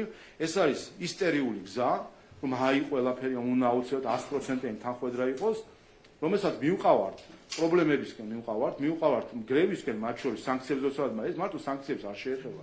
ეს შეეხება იმას, თუ ჩვენ როგორი ეტაპებით უახლოვდებით ევროპულ რეგულაციებს. თქვენ რა გონიათ ახლა ის რეგულაციები ყველა რო გადმოვიღოთ ამ წუთიერად. ეგრევე გავანადგურებთ მაგალითად ღვინის სექტორს. გლეხებს ეგრევე მოусპობთ სამუშაოს. ჩვენ ყველა რეგულაცია სტანდარტები, აი დღესვე გადმოვიღოთ. აი ეს არის, ამიტომ ჩვენი მიდგომა არის, არა ოპოზიციის ისტერიული მიდგომა, რომ ამბობს, ოღონდ ოღონდ სადღაცას პროგრესები იყოს და ყველაფერს წაუღია ჭირსაც მთელი ქვეყანა ოღონდ რაღაცა იყოს და 100% ეს ხო თქვენ ხართ პირველი, ხო? ლელოს თქვენ დამფუძნებ თქვენს ტელევიზიის მფლობელს პირდაპირ უწერია. ესა ყველა დარდაგისვა. ეშლებათ ბატონშავა. ანუ ლელო არ არის პირველის არის დამფუძნებელი, არც მფლობელი და რა ვიცი საზოგადოების მოწყობა. ხო პირდაპირ ეთერში გადაიცემა და ხალხი მოატყუებთ საზოგადოებას. ხალხმა ხო იცის. ხო და კარგი. ხალხს მოატყუებთ ძალიან გთხოვთ და საერთოდ არ არის აუცილებელი ყველა ჯერზე ახსენოთ, რატო დაგარდებთ ეს ფაქტი. რაიმე უხერხულობა გაქვთ ხაზარადზე. დაგარდებთ ეს ფაქტი. ხაზარადზეთან რაიმე უხერხულობა. დაფინანსებს. რაიმე უხერხულობა გაქვთ რომ ხაზარადზე ტელეკომპანია იმედი მაგალითად იძინა ივანიშვილისგან არის დაფინანსებული, მაგრამ ეს რამე პრობლემას წარმოადგენს. ტელეკომპანია ვისიც არის, ის ფლობელი კარგადაც და პირდაპირ ლაპარაკობს. რა არის მისი მიზანი? ფლობელიც საუბრობს, ვისი არის ეს ტელეკომპანია, ასე რომ ხო და ვისი არის? ხო და ვისი? რატო გეუხერხულებათ? რატომ გეუხერხულებათ? რატომ გეუხერხულებათ ხაზარაძესთან კავშირი? კარგი, მოდი დავასრულოთ. დავასრულოთ. კარგი. ხო, ამიტომ არის ორი გზა. ეს ერთი ისტერიული გზა, ოღონდ და ყველაფერზე წამსვლელები არიან და არის ქართული ოცნების გზა, რომელიც საქართველოს ინტერესების გათვალისწინებით მოძრაობას გულისხმობს, დაფიქრებულს, წინდახებულს. ჩვენ ვიღებთ ამ მზად ვართ მივიღოთ ჩანაწერი, სადაც წერია რომ არის 59%-იანი დაახლოება, ოღონდ ამის სანაცვლოდ, სამაგიეროდ ამის სანაცვლოდ არ გავრისყოთ ამ ქვეყნის ეკონომიკური სტაბილურობა, ამ ქვეყნის უსაფრთხოება. ოპოზიცია და თქვენთან აფილირებული ამ ბატონი ლელოს ხელმძღვანელობა თავის წინასაარჩევნო დაპირება ჰქონდათ. ხო, ეს ფლაიერები ხო გინახავთ. მათი 9 პუნქტი თუ რაც იყო, ხო გინახავთ. პირველი პუნქტი რა წერია? სანქციების დაწესება რუსეთისთვის. ევროკავშირის ყველა სანქციასთან მიერთება. წერტილი პირდაპირ უწერიათ ეს. პირდაპირ უწერიათ და მათი ნება რო ყოფილიყო, რასაც ჩვენ ვამბობდით, რომ მეორე დღეს ამას გააკეთებენ. ქართულ ხალხი რომ ბოლომდე მათ რაღაცნაირად ესე ვთქვათ მოეტყუებინათ და ხელისუფლება ჩაეგდოთ ხელში, დღეს უკვე, ან დღეს არა, დროებითი და შეცდოს, მაგრამ დაწესებული იქნებოდა სანქციები რუსეთთან, ანგარიში ჩაიწერებოდა 100%-იანი თანხმედრა ევროკავშირის საგარეო პოლიტიკასთან, საქართველოში გვექნებოდა დანგრეული ეკონომიკა. აი ეს არის ოპოზიციის გზა რაც იყო და ამას ვერ ხვდებიან რომ ხალხმა ეს გაიგო ძალიან კარგად. რომ ოპოზიცია ანგრევდა ამ ქვეყანას, ოღონდ ვიღაცას შექება და რაღაც დოკუმენტში ამოეკითხათ შექება, მზად იყვნენ ქვეყნის დანგრევისთვის, ამიტომ გამოვიდა ხუთზე კაცი, რომ თქვენსო არა, კახელებმა ამიტომ თქვენსო, ჩვენ ღვინის სექტორს არ დაგანგრევინებთ ასე მალე. მათ შორის ამ სანქციებით პირდაპირ ეს სანქციები, აი ლელოს სანქციებს რომ მიერთებოდა და დაეწესებინა ორი სანქციები რუსეთისთვის, პირდაპირ დაანგრევდა მთელ კახეთს. დაანგრევდა სამეგრელოს, სოფლის მეურნეობას მოსპობდნენ საერთოდ. ამიტომ ამას ვამბობ და ცოტა გამიგზავნა და თავდაპირველი კითხვა რა იყო ხალხს. როგორც ჩანს რეალობის აღქმა აბსოლუტურად განსხვავებულად გვაქვს ჩვენ ქართულ ხალხს და ქართულ ოცნებას როგორც ჩანს. კარგით. კი, ნამდვილად განსხვავებულად, იმიტომ რომ თქვენ რომ ქართული ხალხის სახელით მოდი ესე შევხვდეთ საქართველოს ევროინტეგრაციის პროცესი აი პროგრესი გვაქვს ესეთი პოზიტიური ანგარიში წარმოადგენთ რომ ხალხმა შეიძლება დაიჭიროს ვისაც არ აქვს ეს რა თქმა უნდა წაკითხული და ბატონო არ ცნობიერებთ იმას რომ რაც არ უნდა მოყვეთ ამ ყველაფრის საპირწონედ საქართველოს ევროინტეგრაციის პროცესი არის გაჩერებული თქვენ კი ამბობთ რომ უკრაინას და მოლდოვას უსწრებთ მაგრამ მათთან გახსნილია მოლაპარაკებები და უკიდურესად ნეგატიური ანგარიშია თუ შევადარებთ მაგალითად უკრაინის და მოლდოვას საკითხს საქართველოსთან მიმართებაში და კიდევ ერთხელ ვამბობთ ანუ მნიშვნელოვანი საკითხები რაც არის ადამიანის უფლებები და კანონის უზენაესობა რასაც გთხოვდათ თქვენ ევროკავშირი და რაც 9 პირობაშიც იყო ჩაწერილი ეს პირობები არ შესრულდა 9 დათქმიდან ერთიც კი არ არის სრულად შესრულებული ყოველ შემთხვევაში ამ ანგარიში არ შეწერია და ელჩმა ჰერჩინსკიმაც თქვა ამ ჯოზეფ ბორელის ამ განცხადების შემდეგ რომ პროგრესი არ არის განცდილი და საქართველოს საზეიმო არაფერი აქვს და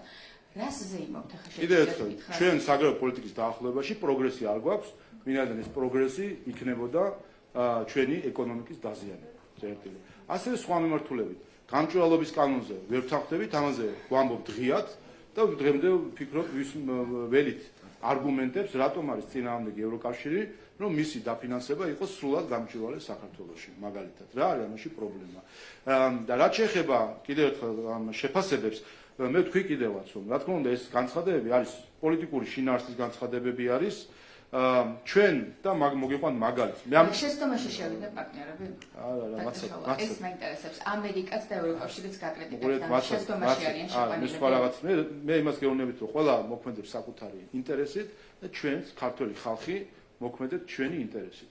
ჩვენი ინტერესი არ იყო და არ არის რუსეთისთვის სანქციების დაწესება. ამის გამო თუ მივიღებთ დაბალ შეფასებას, დაე ასე იყოს. პარტნიორები არ გეუბნებიან, რომ მხოლოდ ეს არის პრობლემა. კი ბატონო, გადავალ სხვა საკითხებზე. გადავალ. მოდი, ეს კითხვას დაგისვათ, რამდენი ქვეყნისგან მიიღეთ მილოცვა არჩევნების გამარჯვების შემდეგ, მაინტერესებს, თუ საგანგებოდ ჩამოყანილ ორბანს არჩევთ. ჩვენ დაბადების დღე არ ქონია 26 ოქტომბერს, ახლა მილოცებს ველოდათ და პროტესტს. როგორც ხდება ხოლმე ბატონო შალვა, ქვეყნები ერთმანეთს ულოცავენ არჩევნებში გამარჯვებას და ეს ჩემზე კარგად იცის თქვენ. რამდენი ქვეყნისგან მიიღეთ არჩევნების აღიარება, არჩევნების შედეგების აღიარება და არჩევნებზე გამარჯვების მილოცვა. თქვენ ახლა რომ დამისახელთ.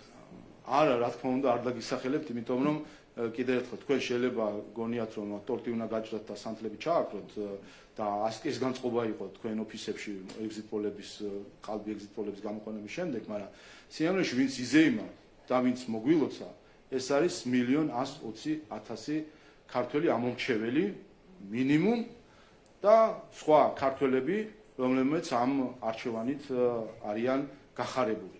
ვინაიდან ეს არჩევანი ნიშნავს, რომ ქართველი ხალხის ინტერესებით იმოქმედებს ეს ქვეყანა მომდევნო 4 წლის განმავლობაში და არა სხვათა ინტერესებს. ახლა კიდევ ერთხელ აგესმით იმას, რას ნიშნავს შეჩერება და ეს ისტერია, რომელიც უნდა რომ ოპოზიციამ შემოიტანოს ამ პროცესში და ამიტომაც თქვი, რომ ამ ისტერიით ევროინტეგრაცია იქცევა თანამშრომლობის ინსტრუმენტიდან პოლიტიკური იარაღად. და ამიტომ ყველა უნდა მოუფრთხილდეს, მათ შორის ევროპელებიც უნდა მოუფრთხილდნენ ამ თემას, რომ არა ისტერიული წარმოდგენა იყოს იმაზე, რომ არ იქა ეხა ერთ თავში პროგრესია თუ სად რა არის, არამედ ეს უნდა იყოს თანამშრომლობითი პროცესი. შეგახსენებთ თქვენს, რომ მაგალითად ასოცირების შეთანხმებასთან დაკავშირებით, ჩვენ 3 წელი თქვენი გაგებით ვიყავით უბედური ქვეყანა, რომელთანაც ევროკავშირი არ იწყებდა მოლაპარაკებას ასოცირების შეთანხმების გაფორმებაზე. მაშინ, როდესაც უკრაინასთან ჰქონდა დაწყებული, მოლდოვასთანაც ჰქონდა. 3 წელი უკრაინასთან აწარმოებდნენ მოლაპარაკებას. მოლდოვასთანაც აწარმოებდნენ და ჩვენ თქვენი გადმოსახედით უბედური ქვეყანა ვიყავით ასე მიტოვებული და არ აწარმოებდნენ. იცით რა მოხდა ბოლოს?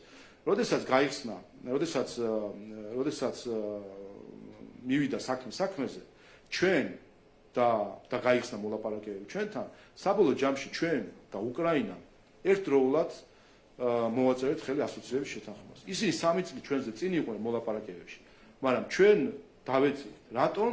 იმიტომ რომ ზუსტად ეს არის ევროინტეგრაცია სადღაცაც კი არ იწყება. ჩვენ კი არ შეჩერდა, იწყება, რაღაც ხდება. ევროინტეგრაციის პროცესში ჩვენ დიდი ხანია ვართ. არც ერთი წამის არ გაჩერებულა.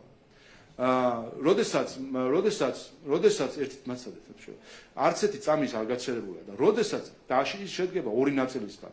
ერთი ეს არის ინსტიტუციური ნაწილი, როდესაც საქართველოს ხელისუფლება ევროკავშირთან ერთად მათ შორის მუშაობს, ყველა ამ მიმართულებით 34 თავი არის ევროინტეგრაცია. 35 თავი არის ევროინტეგრაცია. მუშაობს ყველა ამ მიმართულებით და მიუხედავად იმისა, მეორე ნაწილი, პოლიტიკური ნაწილი, რა განცხადებებს აკეთებს იმ მომენტის კონიუნქტურიდან გამომდინარე, ეს პროცესი მიდის და როდესაც პოლიტიკური ნაწილი მომწიფებული არის შემდეგ იმისთვის, რომ მიიღოს პოლიტიკური გადაწყვეტილებები და უბრალოდ როდესაც კონიუნქტურები იცვლება ჩვენ და სასარგებლო. შემდეგ როცა უკვე უყურებენ დოკუმენტს, აღმოაჩენენ ხოლმე, როგორც ახლა აღმოაჩნდა. თურმე საქართველოს მოლდოვაზე წინ არის კვლავ. როგორ აღმოჩნდა, რომ მოლდოვას ამდენი ხანი კანდიდატიც არის მოლაპარაკების გახსნა და ჩვენ ვართ ისევ წინ, რანაირად ხდება ეს როგორ ხდება, ხო უნდა ახსნას ვიღაცამ. ამიტომ მე იმის ახსნა მინდა, რომ სინამდვილეში ევროინტეგრაცია არის 2 რამე. ერთი არის პროცესი, რომელიც უწყვეტია და რომელიც აი ამ წელს აი ამ ჯანჯღავში ოპოზიცია არ შემოდიოდა, NGO-ები რას გვეძახდნენ თქვენ თვითონაც გახსოვთ დაგვზევდნენ სადარბაზოდე და ოღონდ რაღაც ექნა და იმიდან Facebook-ის ერთი ვოლიდან მეორეზე დაგვათრევდნენ. აი ამ 1 წლის განმავლობაში აღმოჩნდა, რომ 35 თავიდან 25-ში არის სხვადასხვა სახის პროგრესი. ეს არის პროცესი, რომელიც მიდის და ჩვენ გაჩერებას არ ვაპირებთ. შეჩერება რას ნიშნავს? ანუ ასოცირების შეთანხმება აღარ გვაქვს? აღარ მივიღოთ კანონები, დირექტივები არ გადმოვიტანოთ, თუ ევროკავშირი აღარ შეგვაფასებს. რა თქმა უნდა, ჩვენც ვიმუშავებთ, ევროკავშირიც შეგვაფასებს. ეს არის პროცესი ერთი და მეორე, ეს არის მიზანი. და ამ მიზნისკენ მივდივართ ჩვენ საბოლოო ჯამში. ჩვენ შეიძლება მნიშვნელოვანი არის არა ის, როდის გაიხსნება მოლაპარაკებები. მნიშვნელოვანი არის ის, როდის დაიხურება ეს მოლაპარაკებები.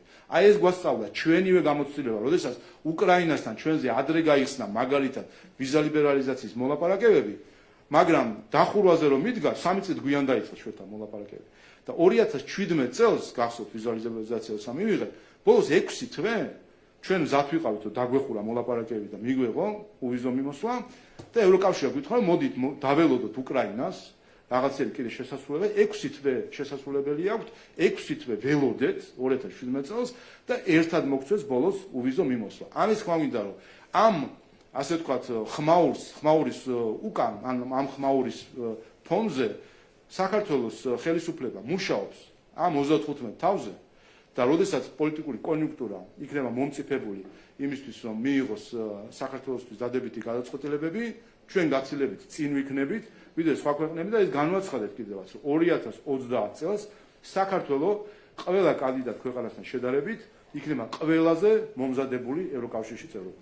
ბატონო შალვარეთ ეს თქვენ ამბობთ რომ მილოცვებიო ტორტის გაჭრა და ასე შემდეგო არც ერთი ქვეყნისგან არ მიგიღიათ მილოცვა ერთ დროს ვარჩავთ და ამიტომაც ვერ ჩამოთვალეთ ეს ერთი. მეორე როდესაც ევროკავშირიდან გვეუბნებიან რომ პროცესი გაჩერებულია და თქვენ საპირისპიროს ამტკიცებთ ვის უნდა დაუჭეროს ქართულმა ხალხმა ევროკავშირმა რომელმაც უნდა მიიღოს გადაწყვეტილება ჩვენ კავშირში შეყვანაზე თუ ქართულ ოცნებას რომელიც ქართულმა ხალხმა ვისაც უნდა დაუჯეროს ეს თქვა 26 ოქტომბერს და დაუჯერა ქართულ ოცნებას.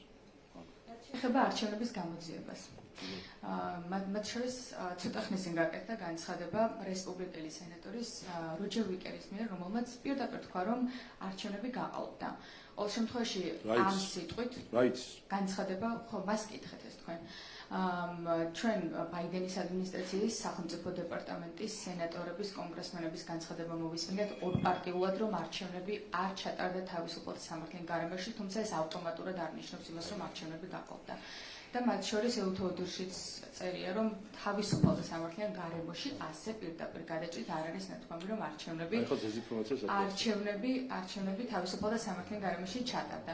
ჩვენ მოვისმინეთ რამდენიმე წუთის წინ გამოქვეყნდა ნორდიკული ქვეყნების განცხადებაც და ევროკავშირის ცალკეული ქვეყნების განცხადებაც, რომ არჩევნები თავისუფალ გარემოში არ ჩატარებულა და აუცილებელია გამოძიება. პარტნიორები კი აკეთებენ გულუყოლო განცხადებებს, რომ შიდა გამოძიება უნდა ჩატარდეს, ცესკომ და ხელისუფლებამ უნდა გამოიწვიოს გაყალბების ფაქტებია, მაგრამ ფორმალურად მაინც არჩეულმა ხელისუფლებამ ყოველ შემთხვევაში ასეთი განცხადება მოვისმინეთ. ვინ უნდა გამოიწვიოს ბატონო შალვა გაყალბებული არჩევნები და ფორმალურად მაინც აპირებს თუ არა გამოძიების დაწყებას გაყალბებულ ფაქტებთან დაკავშირებით. იმ გადაცდომებში, რომელიც არჩევნების დღეს დაფიქსირდა. პირველი გამოძიება დაწყებულია, პროკურატურის განცხადება ნახეთ თქვენ გუშინ იყო განცხადება. არა, საკითხზე არის გაზეთი პრეზიდენტი როგორც ერთ-ერთი მოწმე დაიბარეს რომ მიეცა ჩვენება იმ ფაქტებზე რაც მან გაახმო, მაგრამ გამოძიება ფაქტზე დაწყებული და თუ იმის ჩვენების მიცემა უნდა ყველა მისცემს და თუ კი საიდანვე ჩვენება არის მისაღები ამასაც მიხედავთ. გამოძიება დაწყებულია. ანუ ჩვენ ორი პროცესი გვაქვს. ერთი ეს არის ცესკო, რომელიც ჩვეულებრივ საჩივრებს განიხილავს და გამოძიებასაც შეეხება ესეც დაწყებულია და ნახოთ. განმეორდება თუ არა 2018 წლის ფაქტი, როდესაც NGO-მა ზუსტად ისეთივე პირადობის მოწმენებს სხვა რამე კი არ თქვენ მაშინ ცალკე. მაშინ ლაპარაკობდნენ, გამოძიება დაიწყო, პირში წყალი ჩაიგუბეს და არაფერი აღარ თქვს. ასე რომ ნახოთ ეს განმეორდება თუ არა. რაც შეეხება განცხადებებს.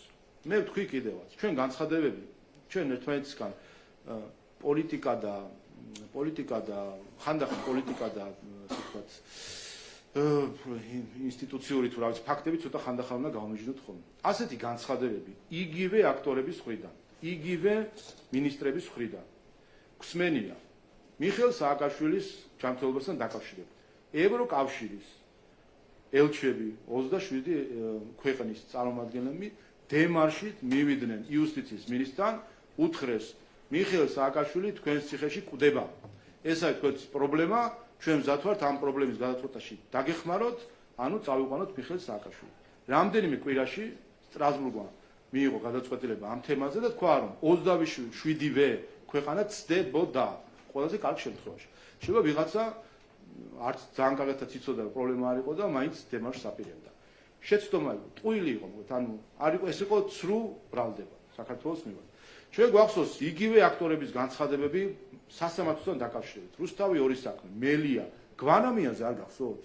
პანიკა არ გახსოვთ, ზუსტად იგივე რამოდენ ლამის პოლიტპატრონად გამოგვიცხადეს გვარამია? მიმართა ხო სტრასბურგს გვარამია. რა უთხრა სტრასბურგმა? რომ იმდენად არარელევანტური და უსაფუძვლა შენი სარჩელი, რომ არც კი მივიღებ განსახილველად. საერთოდ რა ზღაპრებს გვიყვები ამ სარჩელში და არც კი მივიღებო და გახსოვთ ხო რა თქვა? მანო მეო გაეროში ურჩივლებს სტრასბურგს. და ამაზე ხალხი გადაერია მისი მომხრეები, ხო? ხო აღმოჩნდა ეს სრულბრალდება. ასე არის, მე ამას ვამბობ, ყოველ ჯერზე თავს უხერხულ მდგომარეობაში იგდებენ ზოგიერთი უცხოელი აქტორები, აკეთებენ წინ დაუხედავ, ასე ვთქვათ, ამ გამოაქვს სწრაფი დასკვნები, რაღაც საკითხებთან დაკავშირებით, ჩაღრმავების გარეშე. შემდეგ გადის რაღაც პერიოდი, ხან კვირები ჭირდება, ხან თვეები, ხან წლები ჭირდება. რუსთავი ორი საქმე 5 წელი თუ 7 წელი, რამდენი წელი იყო სასამართლო, გვაჯანჯღარეს ამ ერთი თემით, რომ რუსთავი ორი დაიპყრეს, რა ვიცი რა მოხდა, იყო გადაწყვეტილება სტრასბურგის, ყველაფერი იყო უპრობლემოდ. ვინმე გახსოვთ, გამოვიდა ვინმე და უწუხვართ, ეს როგორ დაგაბრალეთ ქართველებს, ეს რა მოგვივიდა, შეგვეშალა, ვინმე რამე თქვა? არა. რა შეგვჭა ჩვენ? შეგვჭა 5 წლიანი ნერვების შლა, საზოგადოების დაპირისპირება, პოლარიზაცია, ამიტომაც ვამბობ, რომ აი ესეთი განცხადებები, ზუსტად ასეთი განცხადებები აღვივებს საქართველოში პოლარიზაციას, განცხადებები, რომლებიც არის დამყარებული ფაქტებზე და არის ასე ვთქვათ, ნაჩქარევი, დაუფიქრებელი განცხადებები. რაც შეეხება რამ არჩევნებთან დაკავშირებით, ამიტომ ყველას მოუწოდებ, ყველა ასე ვთქვათ, დაეყდნოს ეუთო ოდირის ანგარიშს. აქ თვითშემოქმედებით რო არის ზოგი დაკავებული, ზოგი ისვედს ეყდნობა, ზოგი საიას და ზოგი აირაის მისიას, ასე არ გამოვა. ეუთო ოდირის მისია არის მთავარი მისია, რომელიც აფასებს არჩევნებს. ეუთო ოდირი თავის როგორც წერილობით, ისე ზეპირ ანგარიში იყო მკაფიო. არჩევნების შედგა საქართველოს ყავს არჩეული ხელისუფლება. წერტილი. და ეს წერტილი უნდა დაინახოს ყველამ. და მეორე თქვენ ახსენეთ კვლავ ავრცელებთ დეზინფორმაციას, რომელიც მე გუშინ კიდევ ერთხელ ვამხილე ჩემი Facebook პოსტით, რომ თითქოს ეუთო ოდირმა იმისთვის რომ ჩავთვალოთ რომ არჩევნების შედგა და კარგი იყო, ეუთო ოდირის ტექსტში უნდა ამოვიკითხოთ ეს მაგიური სიტყვები. თავისუფალი და სამართლიანი. აი ამ სიტყვები უნდა დავსერჩოთ, ასე ვთქვათ, დოკუმენტში თუ აღმოვაჩინეთ თავისუფალი და სამართლიანი, უნდა ამოვისურვოთ ესე იგი არჩევნების შედგა. თქვენ არ ვიცი, მეხსიერება გაგწდებათ ალბათ 2020 წლის არჩევნები რო გაიხსენეთ, ზუსტად იგივეს ამბობდნენ მაშინაც, რომ არ წერია თავისუფალი და სამართლიანი, არ წერია თავისუფალი და სამართლიანი. ეს არის ყველაზე დიდი, ესეც ერთ-ერთი საუკუნის ტყუილია, რომელიც საქართველოში ვრცელდება ხოლმე. ეუთო ოდირის მეთოდოლოგიაში და ტერმინოლოგიაში ასეთი რამე არ არის საერთოდ. მას ამ ლოგიკით არც ამერიკის, არც პოლონეთის, არც საფრანგეთის და არც მოლდოვის აი ახლა რო ჩატარდა არჩევნები არ შეუფასებია მასზე მივყვებით თავისუფალ და სამართლიანად. ერთადერთი მიზეზის გამო ამ ტერმინს ისინი არ იყენებენ. უფრო მეცაც გეტყვით.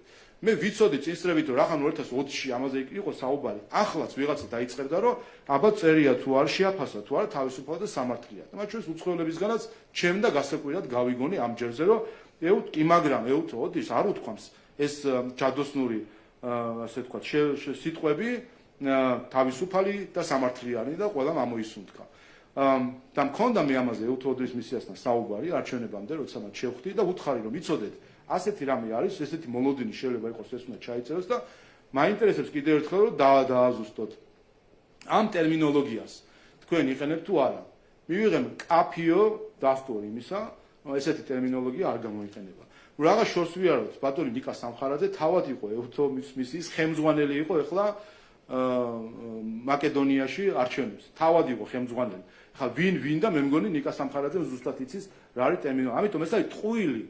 და ეს მნიშვნელოვანია რომ ეს დეზინფორმაცია შეწყდეს დღესვე და განსაკუთრებით ეს დეზინფორმაცია შეწყვიტონ უცხოელმა აქტორებმა თითქოს ეუთო ოდირმა ეს სიტყვები უნდა გამოიყენოს რომელიღაცა დოკუმენტში. ეს არის დეზინფორმაცია, ეს ეწინააღმდეგება 9 რეკომენდაციას დეზინფორმაციას დაკავშირებით, ამიტომ ყველას მოუწოდებ რომ ეს დეზინფორმაცია დღესვე შეწყდეს.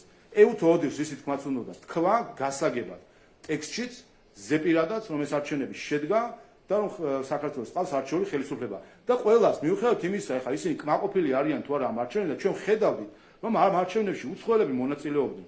პირდაპირ მხარე იყო. ხედავდით ხომ მოწოდებებს უცხოელი პოლიტიკოსების მხრიდან.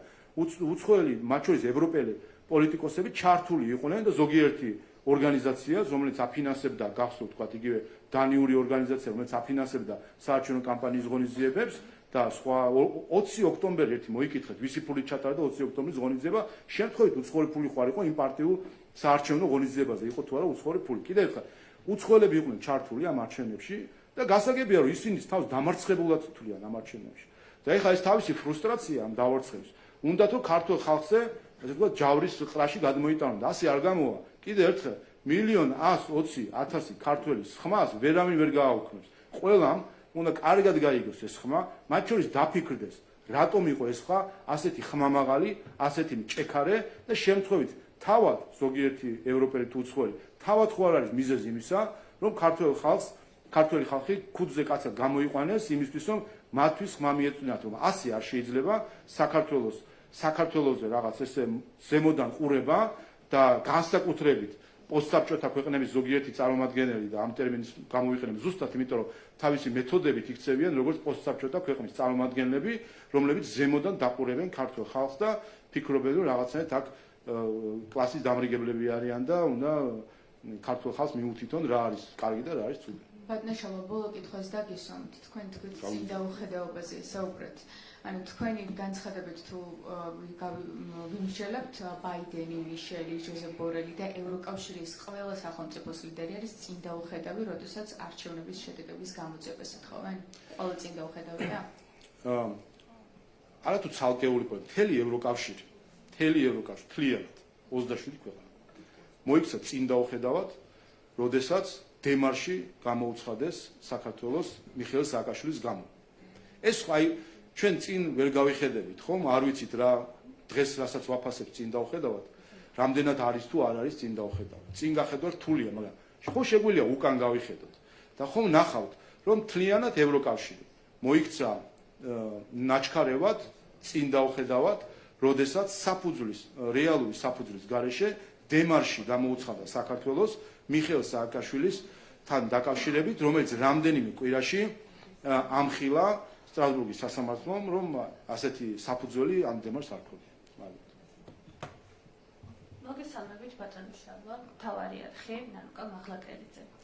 ბატონიშალვა, თქვენ არ ვიცი როგორ გყავთ ამას პოლიტიკურ განცხადებად, ინსტიტუციონალურ განცხადებად, მაგრამ ფაქტია, რომ ევროკავშირის ელჩმა პირდაპირ თქვა, რომ ხელისუფლების ქმედებების გამო, ლიდერების გამო შეჩერებულია ევროკავშირში შემდეგი ნაბიჯები, ხომ საქართველოსი. ამ შემთხვევაში მე მინდა გკითხოთ, თქვენ რა ნაწილში იღებთ ქართული ოცნება პასუხისმგებლობას ამ შეჩერებასთან დაკავშირებით და როგორი შეიძლება იყოს შემდეგი ნაბიჯები, იმიტომ რომ საუბარია მათ შორის სანქციებზე და ყველაზე მნიშვნელოვანი, რაც ქართულ ხალხს ადარდებს, ეს არის ვიზა ლიბერალიზაციის საკითხი, რომელთან დაკავშირებითაც ვიცით, რომ ევროკავშირში კოალიციური უმრავლესობისთან დაკავშირებით მზაობა უკვე არსებობს, რომ საქართველოსთან დაკავშირებით ეს საკითხიც განიხილონ. პასუხით მაინტერესებს. რატომ უნდა განიხილოს? საფუძველი რა? საფუძველი რა? ბევრი საკითხი ამაზე საუბრობენ, თქვენ უკვე უნდა იცოდეთ წესით ხელისუფლებაში ხართ ჩემზე კარგად შეიძლება არსებობდეს, თუმცა ევროკავშირი თავად ღიად ამბობს, ქვეყნები კოალიციური უმრავლესობა ამბობს, რომ არის მზაობა იმასთან დაკავშირებით, რომ შეუჩერონ ვიზა ლიბერალიზაცია, იმიტომ რომ ბევრ პრობლემებს უქმნით ეს საკითხი. მაგალითად რა? მაგალითად თქვენ უნდა იცოდეთ, მაგალითად იმიტომ რომ თქვენ ხართ ხელისუფლებაში და უნდა მოგეკულიათ რა თქვენ არც იცით. თქვენთან და თქვენ იცით. ხო ხედავთ, უყურეთ, ანუ ეს ხო ეს ჩვენი პრობლემა ხო არ არის. ეს აღმოჩნდა რომ არის მათი პრობლემა, ვინც ამ საკითხზე საუბრობს, რომ ვიზა ლიბერალიზაციის შეჩერება. გამოდის რომ ისინი თქვენც კი ვერ აგიხსნეს რა უნდა იყოს ამის საფუძველი. და თუ კი ვერ ხსნიან რა არის საფუძველი, გამოდის რომ ამის უკან არის მხოლოდ პოლიტიკური мотиваცია ვიღაცის მიმართ. მაგრამ გავაგზავნებ და გიპასუხებ თქვენს კითხვაზე, რომელიც ცოტა კი დამოვიწყდა, მაგრამ იყო ძირითადად ხო პასუხისმგებლობის პასუხისმგებლობის ნაწილი და რა იქნება შემდეგი. მე ეს მაინტერესებს, იმიტომ რომ თქვენთან დაკავშირებით სანქციებზეც არის საუბარი ქართულ ოცნებასთან დაკავშირებით, მათ შორის ამ ვიზა ლიბერალიზაციის რატო? უყურეთ, ჩვენ ხო კიდევ პოლიტიკურ განცხადებებს ჩვენ ესე შევხედავთ და სხვათა შორის ნელ-ნელა მე მგონი ცოტა ვერ ყვევით ევროპის შიდა პოლიტიკაში და ხედავთ რომ ეს უხეში ენა და გარკვეული პოლიტიზირებული მოხსენიებები რაღაც მე მგონი ცოტა ჩვეულებად იქცა ევროკავშირის შიგნითაც. ნახეთ თუნდაც ბატონი ორბანის გამოსვლა ევროპარლამენტში, თქვენს თუ აკვირდებოდით. სიმართლე გითხრათ, ცოტა ის იყო, ხო, სხვა ქვეყნის ხელისუფლების ხელმძღვანელს პირდაპირ ეუბნებოდნენ, რომ შენ არ უნდა იყო პრემიერ-მინისტრი, თქვენთან სხვა პარტიის ხელმძღვანელი უნდა იყოს. ცოტა სიმართლე გითხრათ, ცდება ჩვენს წარმოდგენებს სუვერენიტეტთან დაკავშირებით, თუმცა ვინაიდან ევროკავშირის წევრი ქვეყნები არიან, ამ მხრივ რაღაც ერთი პოლიტიკური ჯგუფი არის და ასე შემდეგ, ასე გებათ თუ და საქართველოსთან დაკავშირებით, რა თქმა უნდა, ასეთი მიდგომები იქნებოდა მიუღებელი და კარგია რომ თლად ღიად ასე არ არიან, თუმცა ჩვენ ნახეთ ჩამოსული ევროპარლამენტარები და თუ სხვა ქვეყნის პოლიტიკოსები, რომლებიც პირდაპირ ამბობდნენ, ამას არ მისცე ხმა, ამას მიეცი ხმა. ვინ ეკითხება უცხოელ პოლიტიკოსს, რომ ჩამოვიდეს თქვას, რომ ამას მიეცი ხმა და ამას არ მისცე. მაგრამ რაც შეეხება პასუხისმგებლობას. ჩვენ პასუხისმგებელი ვართ იმ 10%-იანი ეკონომიკური ზრდაზე, რომელიც საქართველოშია. ჩვენ პასუხისმგებელი ვართ იმაზე, რომ საქართველო არის ნომერ პირველი ქვეყანა და იქნება სოფლიო სავალუტო ფონდის შეფასების 2029 წლის ჩათვლით. წარმოგიდგენთ დასკვნა და ეს რომ ჩაწერეს რომ აბა ხალხო ვინ იქნება ნომერი პირველი ქვეყანა ეკონომიკური ზრდის ტემპებით ევროპაში, პასუხი საქართველო 2029 წლამდე. ამაზე ვიღებთ პასუხისმგებლობას. მათ შორის ეს ეკონომიკური ზრდა ჩვენ დაგვიჯდა გარკვეულ კრიტიკულ დისკუსიის ფასად ევროკავშირთან, რომელმაც ნახეთ თქვენ ევროპარლამენტის რეზოლუცია, საიდანაც იყო სურვილები, რომ დაგვეწესებინა სანქციები. გავანაწყენეთ ევროპელი ზოგიერთი პოლიტიკოსი, გავანაწყენეთ იმით, რომ არ დავაწესეთ სანქციები. დღესაც ხომ ხედავთ, რომ წამოსაძახებელია, ხომ? გუშინ ბატონმა ზელენსკიმ განაცხადა, რომ სანქციებს არ უწესებთ და ნაწყენია ამას. გავანაწყენეთ ბევრი პოლიტიკოსი, მაგრამ რა ვქნათ?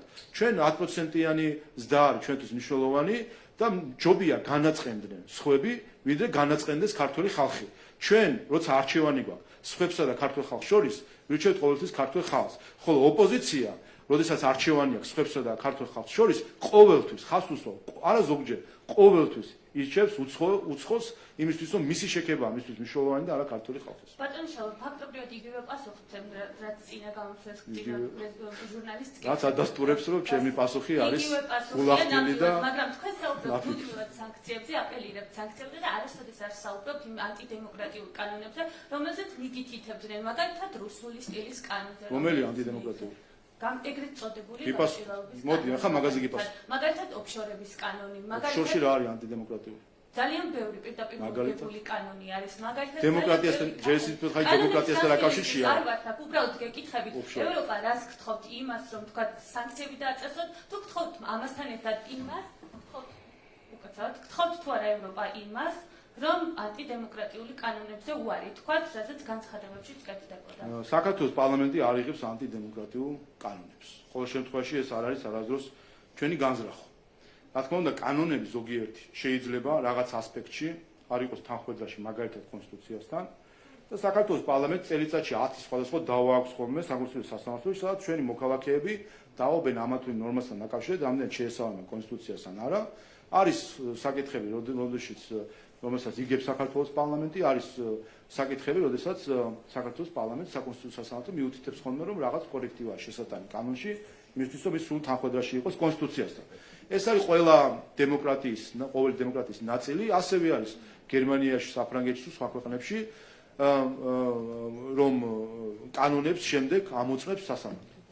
თქვენს მიერ ნახსენები გამჭვირვალობის კანონს აქვს ორი ასპექტი. ერთი ის ცრუ ნარატივი, რომელიც მათ შორის უცხო აქტორების ჩართულობით რომის დამკვიდრებას სცადეს უცხო აქტორების ჩართულობით, თითქოს ეს კანონი არის ან კოპირებული რუსულიდან, ან სულისკვეთებით რუსულიდან, ან საერთოდ რაიმე რუზე დაწყებული ტერმინი შეიძლება გამოვიყენოთ ამ კანონთან დაკავშირებით. სტრასბურგის სასამართლომ რამდენიმე დღის წინ დაამსხვრია მთლიანად ეს დეზინფორმაცია და ყველას, ვინც ოდესმე გამოიყენა სიტყვა რუსული კანონი ამ კანონთან დაკავშირებით, უწოდა მატყუარა. იმიტომ რომ ზუსტად იქ თქვა, რა აქცევს ამ კანონს, როდის არის ასეთი ტიპის კანონი, რუსულის მაგვარი კანონი, კიდევ კრიტერიუმები ჩამოწერა, მაშინ რატომ უწოდებენ პარტნიორები? ბოლო განცხადებები უკავშირდებოდა. მოგლეთ, აი მოდი მის მინდა და მე ერთად დავფიქრდეთ კი, მაგრამ რატო მოგვიწოდებენ? მოეთ და ითქვა კრიტერიუმები, 6 კრიტერიუმი თქვა, მანამდე სხვა გადაწყვეტილებაც იყო. სადაც ასევე რაღაც კრიტერიუმი იყო, რომელსაც არც ერთი არ იყო ჩვენთან და ამაზე საკონსტიტუციო სასამართლოში ვისაუბრეთ. 6 დამატებით საკეთი თქვა, აი ეს თუ არის კანონში, აი ეს არის ცუდი, არც ერთი ეს არ არის ჩვენ კანონში. დაუსვა წერტილი ამას. და მათ შორის ჩვენ ვნახეთ, რომ NGO-ები დაიმუქრენ, ან შეიტანეს საკონსტიტუციო სასამართლოში, მიიღეს თავისი თქვეს, რომ გავაგზავნეთ სტრასბურგში, დღემდე არ არის შესული სტრასბურგში. 2 კვირის წინ თქვეს ეს ყველაფერი, 17 ოქტომბერს 2 კვირის წინ თქვეს, რომ გავაგზავნეთო, დღემდე არ არის შესული. შემთხვევით ეს წინასაარჩევნო რაღაც ფინტი ხო არ იყო მათი მხრიდან, რომ შემოეტანათ ეს თემა, რომ თურმე არ იქა ეხლა სტრასბურგი. შეიტანონ და სტრასბურგიც მიიღებს ამას გადაწყვეტილებას. და მეორე, რაც შეეხება უკვე შინაარს ამ კანონისა. ამ კანონის შინაარსი არის მარტივი. და ამას ეს არის მარტივი ჭეშმარიტებასთან ბრძოლა არის რთული. და ამიტომ არის ამარჩევნების შედეგი, ამიტომ არის ასეთი დიდი, ასეთი მაღალი შედეგი, იმიტომ გვაქვს, რომ მარტივ ჭეშმარიტებას შეებრძოლენ ზოგიერთი შიგნითაც და გარეთაც. მარტივი ჭეშმარიტებაა, რომ ქართველ ხალხს უნდა უბრალოდ ერთი რამე იცოდეს. უცხოეთიდან რომ შემოდის ფული, რომელმაც ჩემ ცხოვრებაზე გავლენა უნდა მოახდინოს.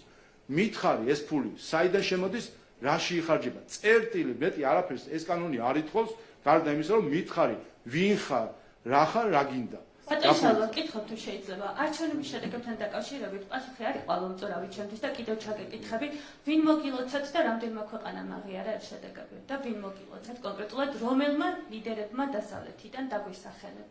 ეს ამ თქვენ კითხვაშიც ხომ კიდევ ერთი რამე ჩანს, რომ მიუხედავად იმისა, რომ ეს ქვეყანა 33 წელი არის დამოუკიდებელი, მიუხედავად იმისა, რომ თქვენ სავარაუდოდ დამოუკიდებელ საქართველოში არც დაბადებული ხართ ალბათ, ან ყოველ შემთხვევაში თქვენი შეგნებული ცხოვრება დამოუკიდებელ ქვეყანაში გაქვთ. ნაცხოვს სინამდვილეში ქვეცნობიერად, რამდენად ვერ გზნობთ თავს დამოუკიდებლად და რამდენად ფიქრობთ, რომ თქვენი არჩევანი უნდა დაგიდასტუროს ვიღაცამ გარედან. სკოლის დირექტორმა რა ვიცი რა გონია თქვენ კლასის იმაში სკოლაში ხართ და ჩვენ მოსწავლე და ვიღაცები ჩვენი დირექტორები არიან თუ არა ბატონო შალო თქვენ აი როგორ გინდათ თქვენ ძალიან კარგად იცით დემოკრატიულ ქვეყანაში დემოკრატიულად ჩატარებული არჩევნების შედეგები იდება და ეს ლიდერები ერთმანეთს ულოცავენ თქვენ ჩემზე კარგად იცით და თქვენ მოგილოცავთ ესეც ჩემზე კარგად იცით იყო ორბანი მარგარიტა სიმონიანი და სხვადასხვა მაგალითად არ ვიცი საგარეო საქმეთა მინისტრი ქვეყნები დაასახელეთ კიდევ უნგრეთი რუსეთი უნგრეთს რასერჩით ვიდავით პუტინის მოკავშირე ლიდერი ორბანი ხო მართლა ნატოს წევრი და რა ამერ ნატო არის პუტინის მოკავშირე მარგარიტა სიმონიანი ვინ არის ნატო არის პუტინის მარგარიტა სიმონიანი ვინ არის ნატო არის მარგარიტა სიმონიანი ხო აბსურდში ხო დუგინი ვინ არის თქვენ რომ გილოცავთ ხო აბსურდში ხართ რუსეთს გეტყვით მედვედევი ვინ არის არა რუსეთს გეტყვით გითხო რუსეთს გეტყვით რუსეთის განცხადებებს რომ ჩვენთვის არ არის მნიშვნელობა არ აქვს არც იქით არც აქეთ ამაზე ბევრჯერ ვარ ნათქვა.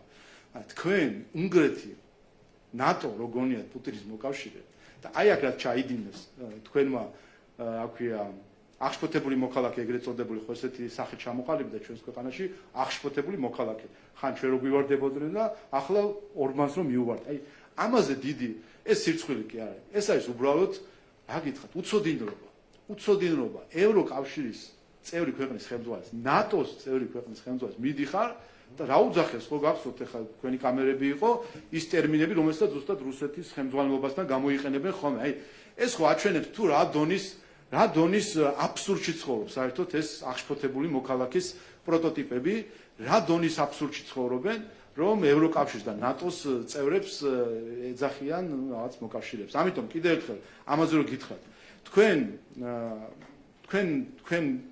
ჩვენი ფილოსოფია ქართული ოცნების და ჩვენი 1,120,000 მხარდამჭერის ამ არჩევნებზე ფილოსოფია და ყველა სხვა საქართველოს მოქალაქის ფილოსოფია, რომელიც ჩვენ შეიძლება ამ არჩევნებზე ან მოსული არ იყო, ადგილზე არ იყო, ან შეიძლება სხვას დაუჭირა მხარი, მაგრამ ამ ხრივ ჩვენ ამ მიდგომას იზიარებს. ჩვენი ფილოსოფია არის, რომ ჩვენ იმიტომ ვარ დამოუკიდებელი ქვეყანა, იმიტომ მოვინდომით, რომ ვიქნებოდ ვიყოთ ვიღაცის წევრი ქვეყანა და მე როგორც აი თქვენი ტელევიზიის ფლობელები ამბობენ ხოლმე, ბატონი ვაშაძე თუ ახლომყოფები ამბობენ ხოლმე რომ უცხოელებმა ჩაგვიტარონ არჩევნები, უცხოელები იყვნენ ჩვენთან მოსამართლეები, უცხოელებმა გამოიძიონ რაღაცა. ეს საქართველო გინდათ? რა გინდათ? ვასალური ქვეყანა გინდათ ამ ქვეყანაზე? ეს ხო ვასალური აზროვნება არის, რომ თქვენ დაბადების დღე რო თქვენი დაბადების დღე მაშინ დადგება, როცა გილოცავენ თუ მაშინ დადგება, როცა დადგება. აი ეს ხო ეს განსაზღვრავს ვინ მილოცავს, ვინ ვართ, ვინ. არა, არჩევნებს განსაზღვრავს, არჩევნებს გარჩევს ქართველი ხალხი. ქართველმა ხალხმა მიიღოს ნაწილში ვერ გავიგე, რაზე იღებთ შეჩერებული გაწევრიანების პროცესი, რაზე იღებთ პასუხისმგებლობას. ჩვენ ვიღებთ პასუხისმგებლობას ჩვენ გადაწყვეტილებებზე, ჩვენ ვერ ავიღებთ პასუხისმგებლობას სხვის გადაწყვეტილებებზე. ჩვენი გადაწყვეტილების შედეგი არის 10%-იანი ეკონომიკური ზრდა. ჩვენ რომ დაგვეჯერებინა სხვისთვის, მათ შორის ევროკავშირის წარმომადგენლებისთვის, ჩვენ არათუ ეკონომიკური ზრდა გვექნებოდა, ჩვენ გვექნებოდა ეკონომიკური კოლაფსი. ამიტომ ჩვენ გაწევრიანება ვისი პასუხისმგებლობა? გადავიდეთ ჩვენ ეს იმ მათ სხვის გადაწყვეტილებაზე ჩვენ პასუხს ვერ ავიღებთ. ერთი, მეორე ევროკავშირის ბრალია რომ გაგვიჩერეთ, თქვენი ბრალი არ არის ეს ქართული ოცნების? ანუ აქ ბრალეულობაზე კი არა, აქ არის პასუხისმგებლობა. ჩვენი პასუხისმგებლობა არის, რომ 2022 წლის ივნისში არ მოგვცეს კანდიდატის სტატუსი. იცით რატომ? იმიტომ რომ არ დავაწესეთ სანქციები. იმიტომ რომ არ წავედით იმ ესკალაციაზე, რომელიც მოლოდინიც ჩვენს მიმართ იყო. ასე რომ ჩვენ პასუხისმგებლობას ვიღებთ, რომ ამის შედეგად საქართველოს ეკონომიკა არ ჩამოიშალა, ამის შედეგად ჩვენ არ დავდექით სავარაუდო ომის პირისპირ და ამის შედეგად თქვენ დღეს ახლა აქედან გახვალთ, გეკნებათ მე მგონი მზე არის, მზიანი დღე, გადაადგილდებით კომფორტული ავტობუსებით, იქნება გამართული ინფრასტრუქტურა და არ იქნება დანგრეული ქვეყანა ფიზიკურად თუ ეკონომიკურად. ანუ ბატონო შალვა, მზიანი დღესაც თქვენ ნუ დაიბრალებთ, რომ თქვენი დამსახურება რომ მზიანი დღე გვექნება. ბატონო შალვა, თუ შეიძლება გითხარით, ასევე მაინტერესებს გამოძიების ნაწილში თქვენ, ანუ მხოლოდ პროკურატურა რასაც აწარმოებს ეს არის თუ ასევე საერთაშორისო გამოძიება, რომელზეც საუბრობენ, ამაზე რა პოზიცია გაქვთ, ესეც გაგვაცანით? მე წერან შეგახსენებთ, რომ ჩვენ ვარ დამოუკიდებელი სახელმწიფო საკუთარი იურისდიქციის მართლმსაჯულებით და ადმინისტრაციული პროცედურებით, რომელიც თავად იძიებს ყველა საკითხს და ჩვენს მართლმსაჯულებას არ აქვს არანაირი ხინჯი. მიუხედავად იმისა, დავიწყო, როგორ გვაბრალებდნენ, სააკაშვილის საქმე, გვარამიას საქმე, მელიას საქმე, რუსთაველის საქმე, ყველა ამ საქმეზე აი ეს ხალხი თქვენ ვისგანაც მოლოცვებს ელით, დილით იღვიძებთ ალბათ, რომ ვინ მოგვილოცა თუ არა და ქვეყნების სია გაქვთ, რომ მონიშნოთ ამან მოგვინოცა ამ. აი ყველა ის ხალხი, ყველა ის ხალხი. თქვენ მხოლოდ რუსეთს ინიშნავთ? ჩვენ რუსეთთან დიპლომატიურ ურთიერთობაც კი არ გვაქვს, საერთოდ მონიშნვაზე როგორ არის საუბარი. უყურეთ, ყველა ის ხალხი, ანუ წარმოსახვითი პროტოტიპი იმისა, რასაც თქვენ ედეთ, ისინი ყველა თქვენს მათ შორის, იმიტომ ეს სასამართლო თქვენიც არის, თქვენი სახელმწიფოა, ხო? ჩვენ ყველას გვაბრალებდნენ, რომ არის პოლიტიზებული მართლმსაჯულება ამ საქმეში, ამე რუსთავი ეს ყველაფერში წლები. გავიდოდა პერიოდი, გამოვიდოდა სტარბურგი და იტყოდა რომ ის ხალხი, რომელიც თქვენი ასე ვთქვათ, მოლოდინის ხალხი, რომელიც აბრალებდით საქართველოს, რომ არის პოლიტიზებული მართლმსაჯულება, ხართ მტყუანები, ქართული მართლმსაჯულება არის მართალი. ყოველ ჯერზე ეს ხდებოდა. ნუ ეხლა რაღაცა თქვენ თხოვნა აქედან გაკვეთილი გამოიტანოთ, რომ რატომ იცით რომ უყურეთ რაღაცეებში ახლა უყურეთ სოფლიო გახდა დინამიური. ინფორმაცია ვრცელდება სწრაფად. აქ რო რაღაცა მოხდება 5 წუთში ბატონი როთი ტვიტზე რაღაც კომენტარებს წერს. არ ვიცი ასე სწრაფად როგორ იღებს ინფორმაციას, მაგრამ ესეთი დინამიური არის საინფორმაციო ველი საქართველოში. ეს გინდა არ გინდა, ამას მიიღავს სხვა ვიღაც აქტორები იმაში, რომ ძალიან სწრაფად, ადვილად, დაუფიქრებლად, წინ დაუხედავად იქმნიან განწყობებს და შემდეგ აი ეს განწყობებს თარგმნიან საკუთარ პოზიციებში. და შემდეგ უშვებენ შეცდომას საქართველოსთან დაკავშირებით და ეს შეცდომები დოკუმენტირებულად ვიცით ჩვენი ისტორიიდან ვიცით რომ შეცდნენ ბევრჯერ საქართველოს დაკავშირებით მათ შორის შეცდნენ 2022 წლის ივნისში როდესაც კანდიდატის სტატუსი არ მოგვანიჭეს და რა ვქნათ ახლა სხვის შეცდომებზე ჩვენ პასუხს ვერ ვაქვს. ბატონო შალვა, ერთ განმარტებას გიხოთ, აი სლაიდი რომელიც თქვენს უკან არის, სალომე ზურაბიშვილის ჩართულობაზე ისაუბრეთ ადმინისტრაციულ რესურსებთან დაკავშირებით. განმარტება მაინტერესებს თვითონ ეუთოდინის წარმომადგენლება გითხრეს, რომ მას გულისხმობდნენ თუ საიდან გამომდინარე დაასკვენით თქვენ. პრეზიდენტი წერია და ეს ითარგმნება ქართულადაც როგორც პრეზიდენტი. და პრეზიდენტის ადმინისტრაციულ რესურსებთან დაკავშირებით იყო საუბარი? აი კითხეთ. პრეზიდენტი იყენებდა ადმინისტრაციულ რესურსებს? აი უყურეთ პოტენციურად მუშაობდა მისი მანდატის ნეიტრალური არბიტრის მანდატის მიღმა. კონსტიტუციური მანდატი ისიც არის, ეს და არის ამას გულისხმობდნენ ზუსტად ამას საერთაშორისო დამკვირვებლები, როდესაც ადმინისტრაციული რესურსების გამოყენებაზე საუბრობდნენ და არა მაგალითად იმ მერების ჩართულობაზე, რომელზეც მერებზე გიპასუხეთ ისაუბრეთ. მაგაზე. ანუ ამაზეც ეს თქვი, ხო? მე იმიტომ გავუსვი ხაზი, რომ არც ერთი ადგილობრივი დამკვირვებლის ანგარიში არ მოხდა ქალბატონის სალომეს გაცდენა, ზუსტად პირდაპირ წერია, შვენილი ფორმულირება არის, რომ ის თავის კონსტიტუციურ მანდატს ცდება, როგორც არბიტრსა სხვადასხვა სახელმწიფო ინსტიტუციებს შორის და გახდა პოლიტიკური აქტორი. ამიტომ წავიკითხეთ რა სიტყვა პრეზიდენტი, ვიფიქრეთ, რომ სავარაუდოდ საქართველოს პრეზიდენტია საუბარი და გამოვიტანეთ დასკვნა, რომ ეს ეხება ქალბატონ სალომეს. ახლა ცოტა მეც ირონიაში გადავდივარ, რომ ამას ასე ხსნი, მაგრამ ირონია კი არის, ტრაგედია არის, რომ ის ხალხი, აი გუში რომ გამოვიდნენ და მთელი არჩევნები უნდა გაუქმდესო. და ასეთი გაფაციცებული რო უყურებენ წერტილი, სადრა გაჟონების გაჟონმაზე დამკვირვებელი ორგანიზაციები რო აღმოჩნდნენ საბოლოო ჯამში, ეს ხალხი ამ ხალხს ვერც კი დაინახა, რომ თურმე ქალბატონი სალომე, თურმე ეუთოდინმა კითხვა ბოლოს, თურმე ჩართული ყოფილა პოლიტიკაში. რატომ არ აისახა? აქედან ხო შემდეგ აი თქვენ კრიტიკულმა ჟურნალისტმა ხო დასვოთ კითხვა, კი, მაგრამ რატომ არ თქვეს ეს ადგილობრივ დამკვირვებლებმა დაუსვათ თავს კითხვას.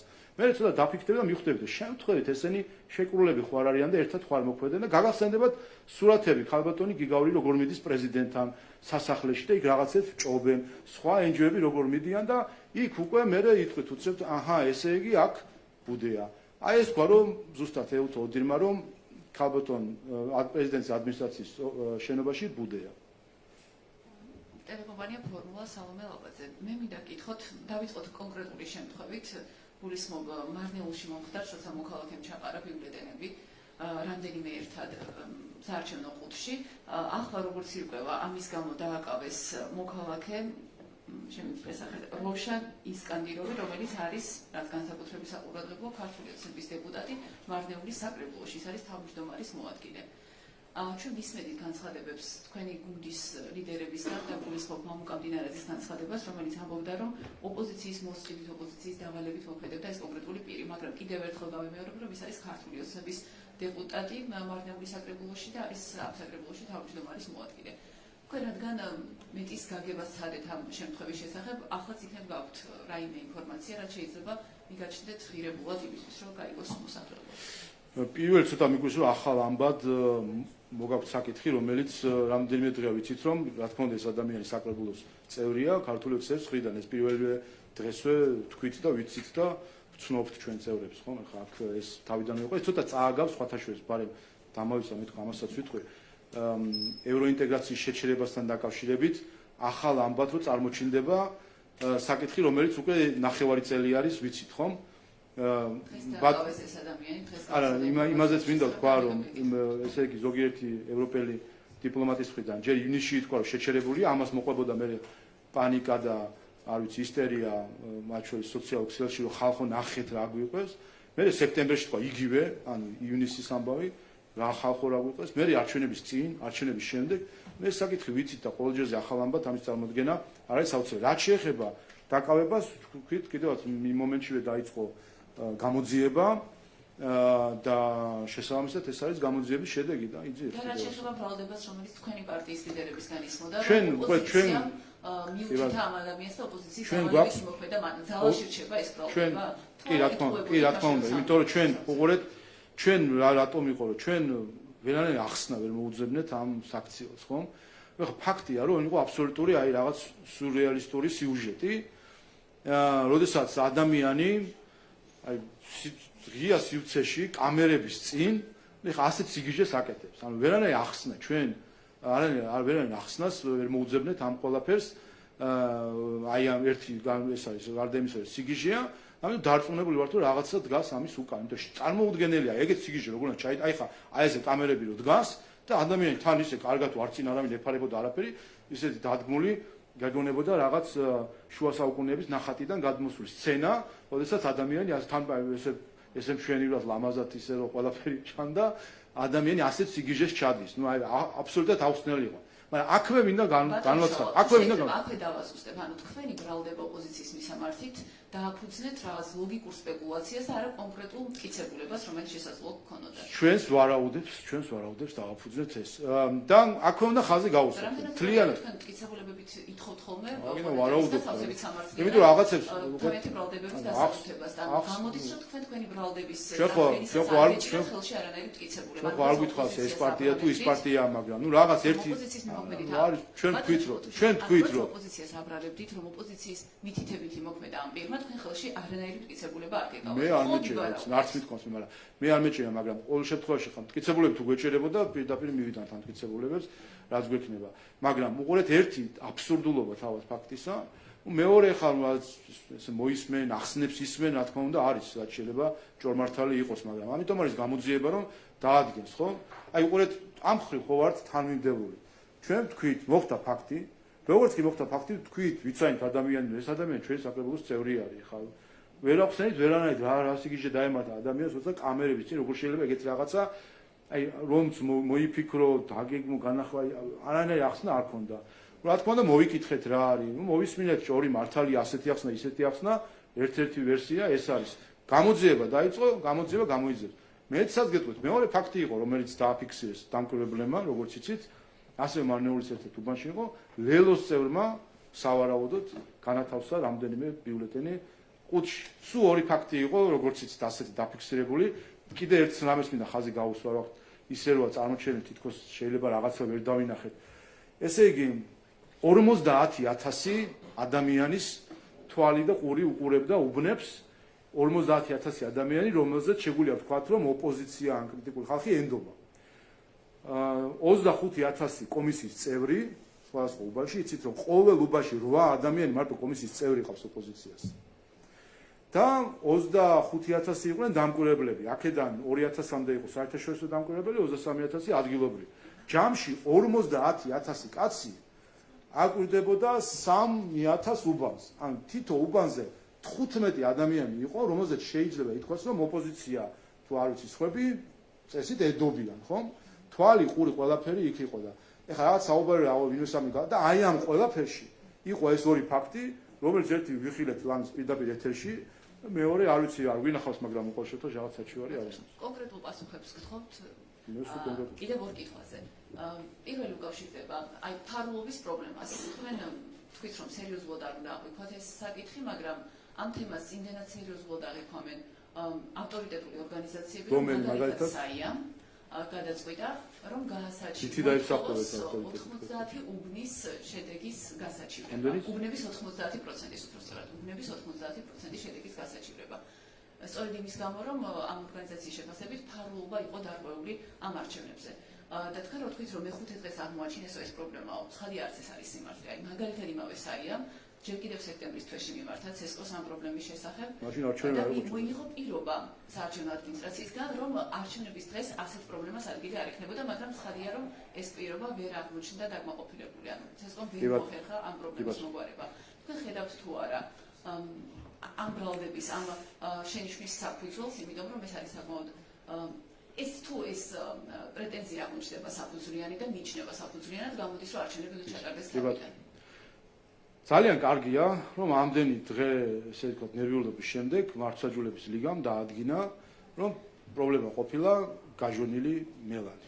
ეს ყოველ შემთხვევაში ეს ცნობისთვის, რომ აქამდე ხო რაღაც კომპლექსურ სქემებს შიფრავდნენ და რაღაცა და აღმოჩნდა, ხო აი ეს მართლმსაჯულების ლიგის წარმომადგენლები რო გვეუბნებიან, მტკიცებულება არ აქვთ ეგ არის.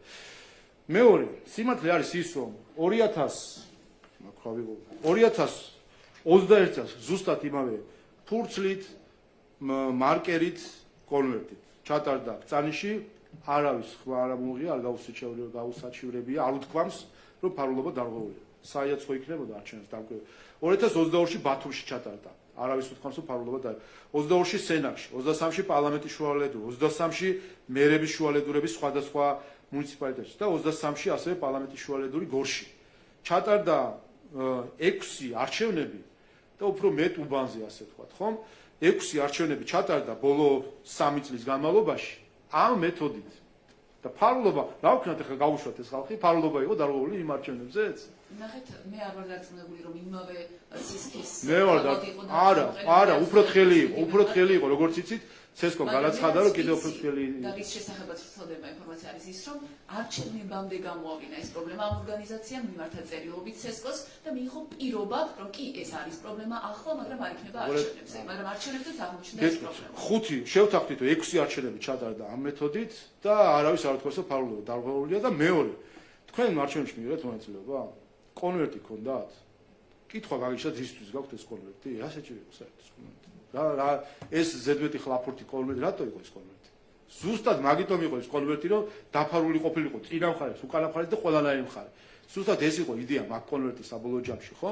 და აქედან გამომდინარე, ზუსტ ამ მეთოდით ჩატარდა 6 არჩევნები, ახლა გაიღვიძეს 3 წლის თავზე ამ არჩევნებიდან და 5 დღის თავზე 26 ოქტომბრის არჩევნებიდან ვერაფერი რომ ვერ ნახეს, აი ესო ტვირთეს ფაილები სადღაცას რომ ნახეთ ხალხო მტკიცებულებები და შევხედეთ და სასაცილო რაღაცები იყო შიგნით და ვერაფერი ვერ თქვეს.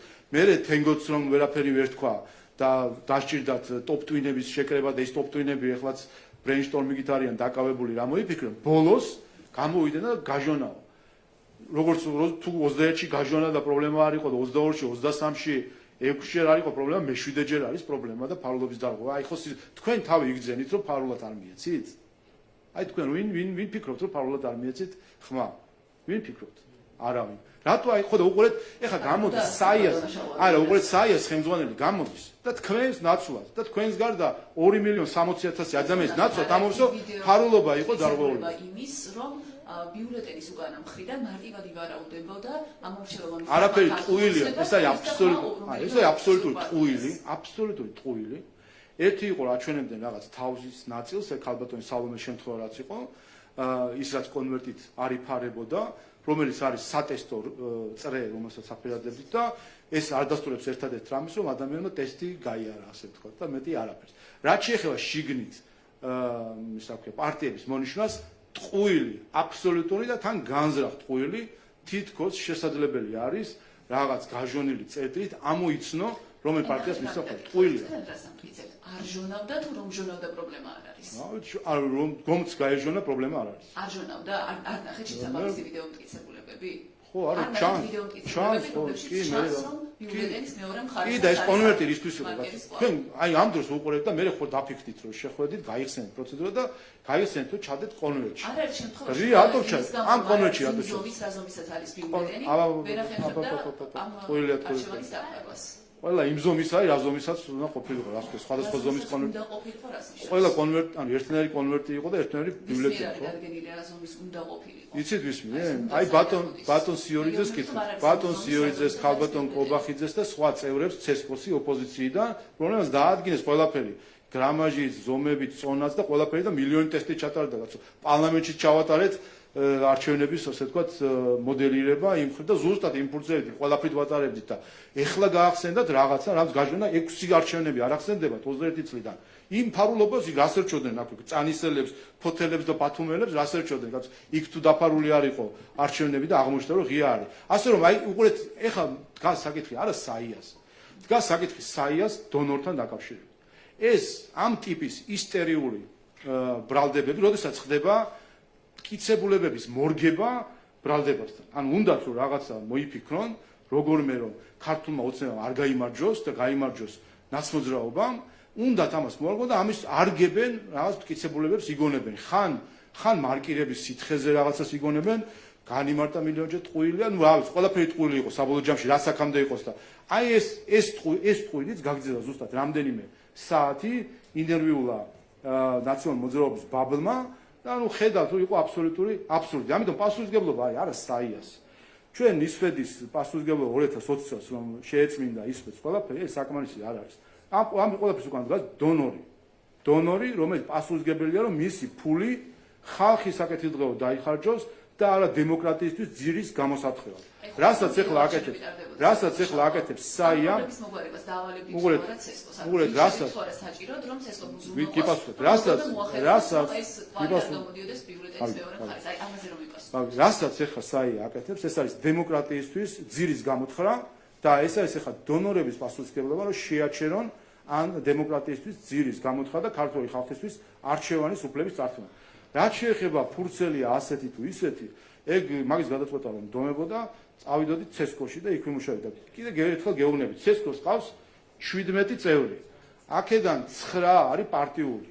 ერთი ჩვენ ვართ იმ პარტიული და 8 არის აი ალესილი ოპოზიციონერები, გამოდიან და ლელოს პოლიცსაბჭოს წევრები და ყველაფერი. ყველა იქ იყვნენ, რა ვიცი, მე ზუსტად რა პროცედურა არის, მაგრამ ყველა იქ იყო, ფორმას დაამტკიცეს, ტესტი ჩაატარეს.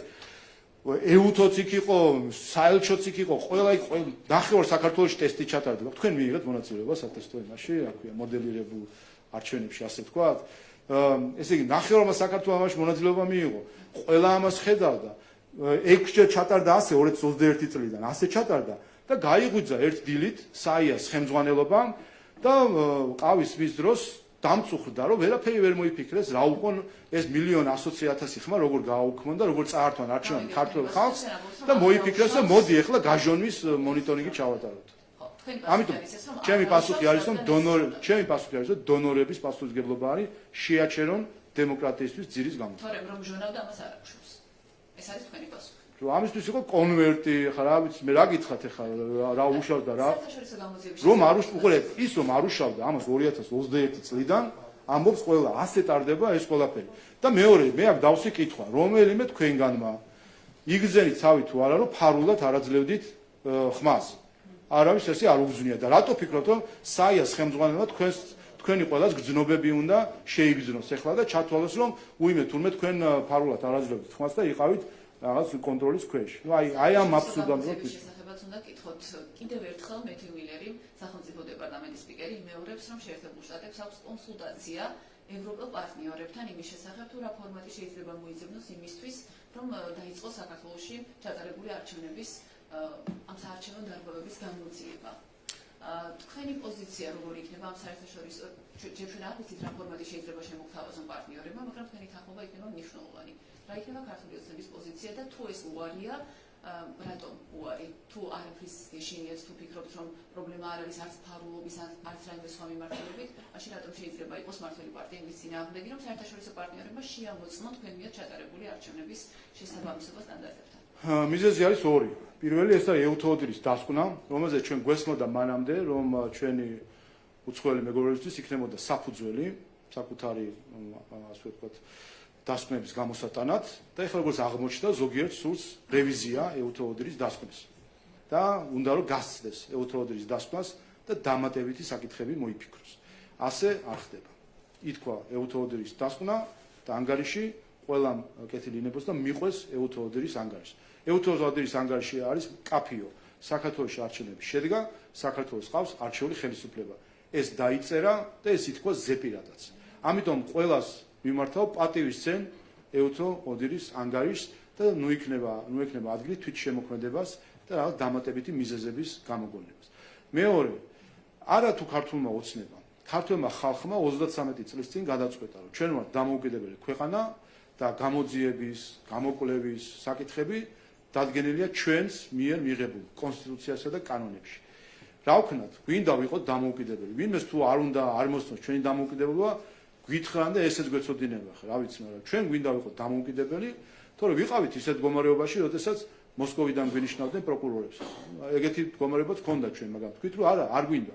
ჩვენ გვინდა სუვერენიტეტი და გვინდა რომ ჩვენ ვიყოთ ჩვენივე თავის, ასე ვთქვათ, ბატონ პატრონები ამ ხრივ, ერთი და მეორე, არ არსებობს არც ერთი მიზეზი, რომ ვინმეს ეჭვი შეეპაროს ქართული მართლმსაჯულების კეთილსინდისურა. შეერთებული შტატები ევროპელ პარტნიორებთან კონსულტაციას აწარმოებს, ეს არის ამაუცილებლობა მათი მხრიდან და საბოლოოდ ქართული ოცნება მაინც არ დაეთანხმება არც ერთ ფორმას, რომელიც შეიძლება შემოგთავაზონ პარტნიორებმა. პირველი, ასეთ ნებისმიერ აზრს არ აქვს საფუძველი, პირველია, საფუძველს მოკლებული არის ასეთი სურვილებიც კი, ვინაიდან თუ კი ისინი პატიოსნად მიყვებიან პატიოსნად შეასრულებენ თავის სიტყვას და მიდგომას, რომ ეფუძნებიან ეუთოოდირის დასკვნას, ეუთოოდირის დასკვნა არანაირ სივრცეს არ ითხოვს იმისთვის, რომ რაღაც განსაკუთრებული ღონისძიებები უნდა ჩატარდეს და მეორე, ჩვენ ხომ გვესმის ხოლმე განცხადებებში, რომ ყველა აღიარებს, აი ხო არის თავისუფალი და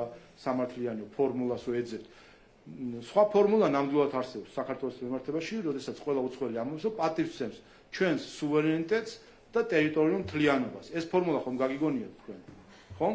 სუვერენიტეტი და ტერიტორიული მთლიანობა. აი ახლა გამოჩნდება პატივცემენ თუ არა ჩვენს სუვერენიტეტს. გავიდეთ. ლელოს წევრი თამარ შიოლაშვილი თვითონ ამ პარტიას ამხელს, ეს ადამიანი საოლქო კომისიის წევრი ამბობს და იყო და ამბობს, რომ იღებდა დირექტივებს პარტიიდან, რომ როგორმე ხელი შეეშალა საარჩევნო პროცესისთვის, აი თქვენ როგორ შეაფასებთ? ხო, ნუ ეგ არაფერი არ არის გასაკვირი, ვინაიდან ჩვენ ამაზე ვლაპარაკობთ და ზუსტად კარგია რომ ლელოზე საუბრობთ. თქვენ გახსოვთ ერთ-ერთი შეცდომა სხვა შორის ოდირის არის ის, რომ ჩვენ შევცვალეთ კანონი იმ მხრივ, რომ მოადგილე, ოპოზიციური მოადგილე ავტომატურად არ ხდება ცესკოს თავმჯდომარე. და ზუსტად ეს უთხარი ჩვენ რომ იცით რა, მათი სურვილები არის ტექნიკური საკითხი, ჩვენმა პოლიტიკური პასუხისმგებლობა. ხო გამოჩნდა სინამდვილეში ლელოს ცესკოს წევრი რითი არის დაკავებული.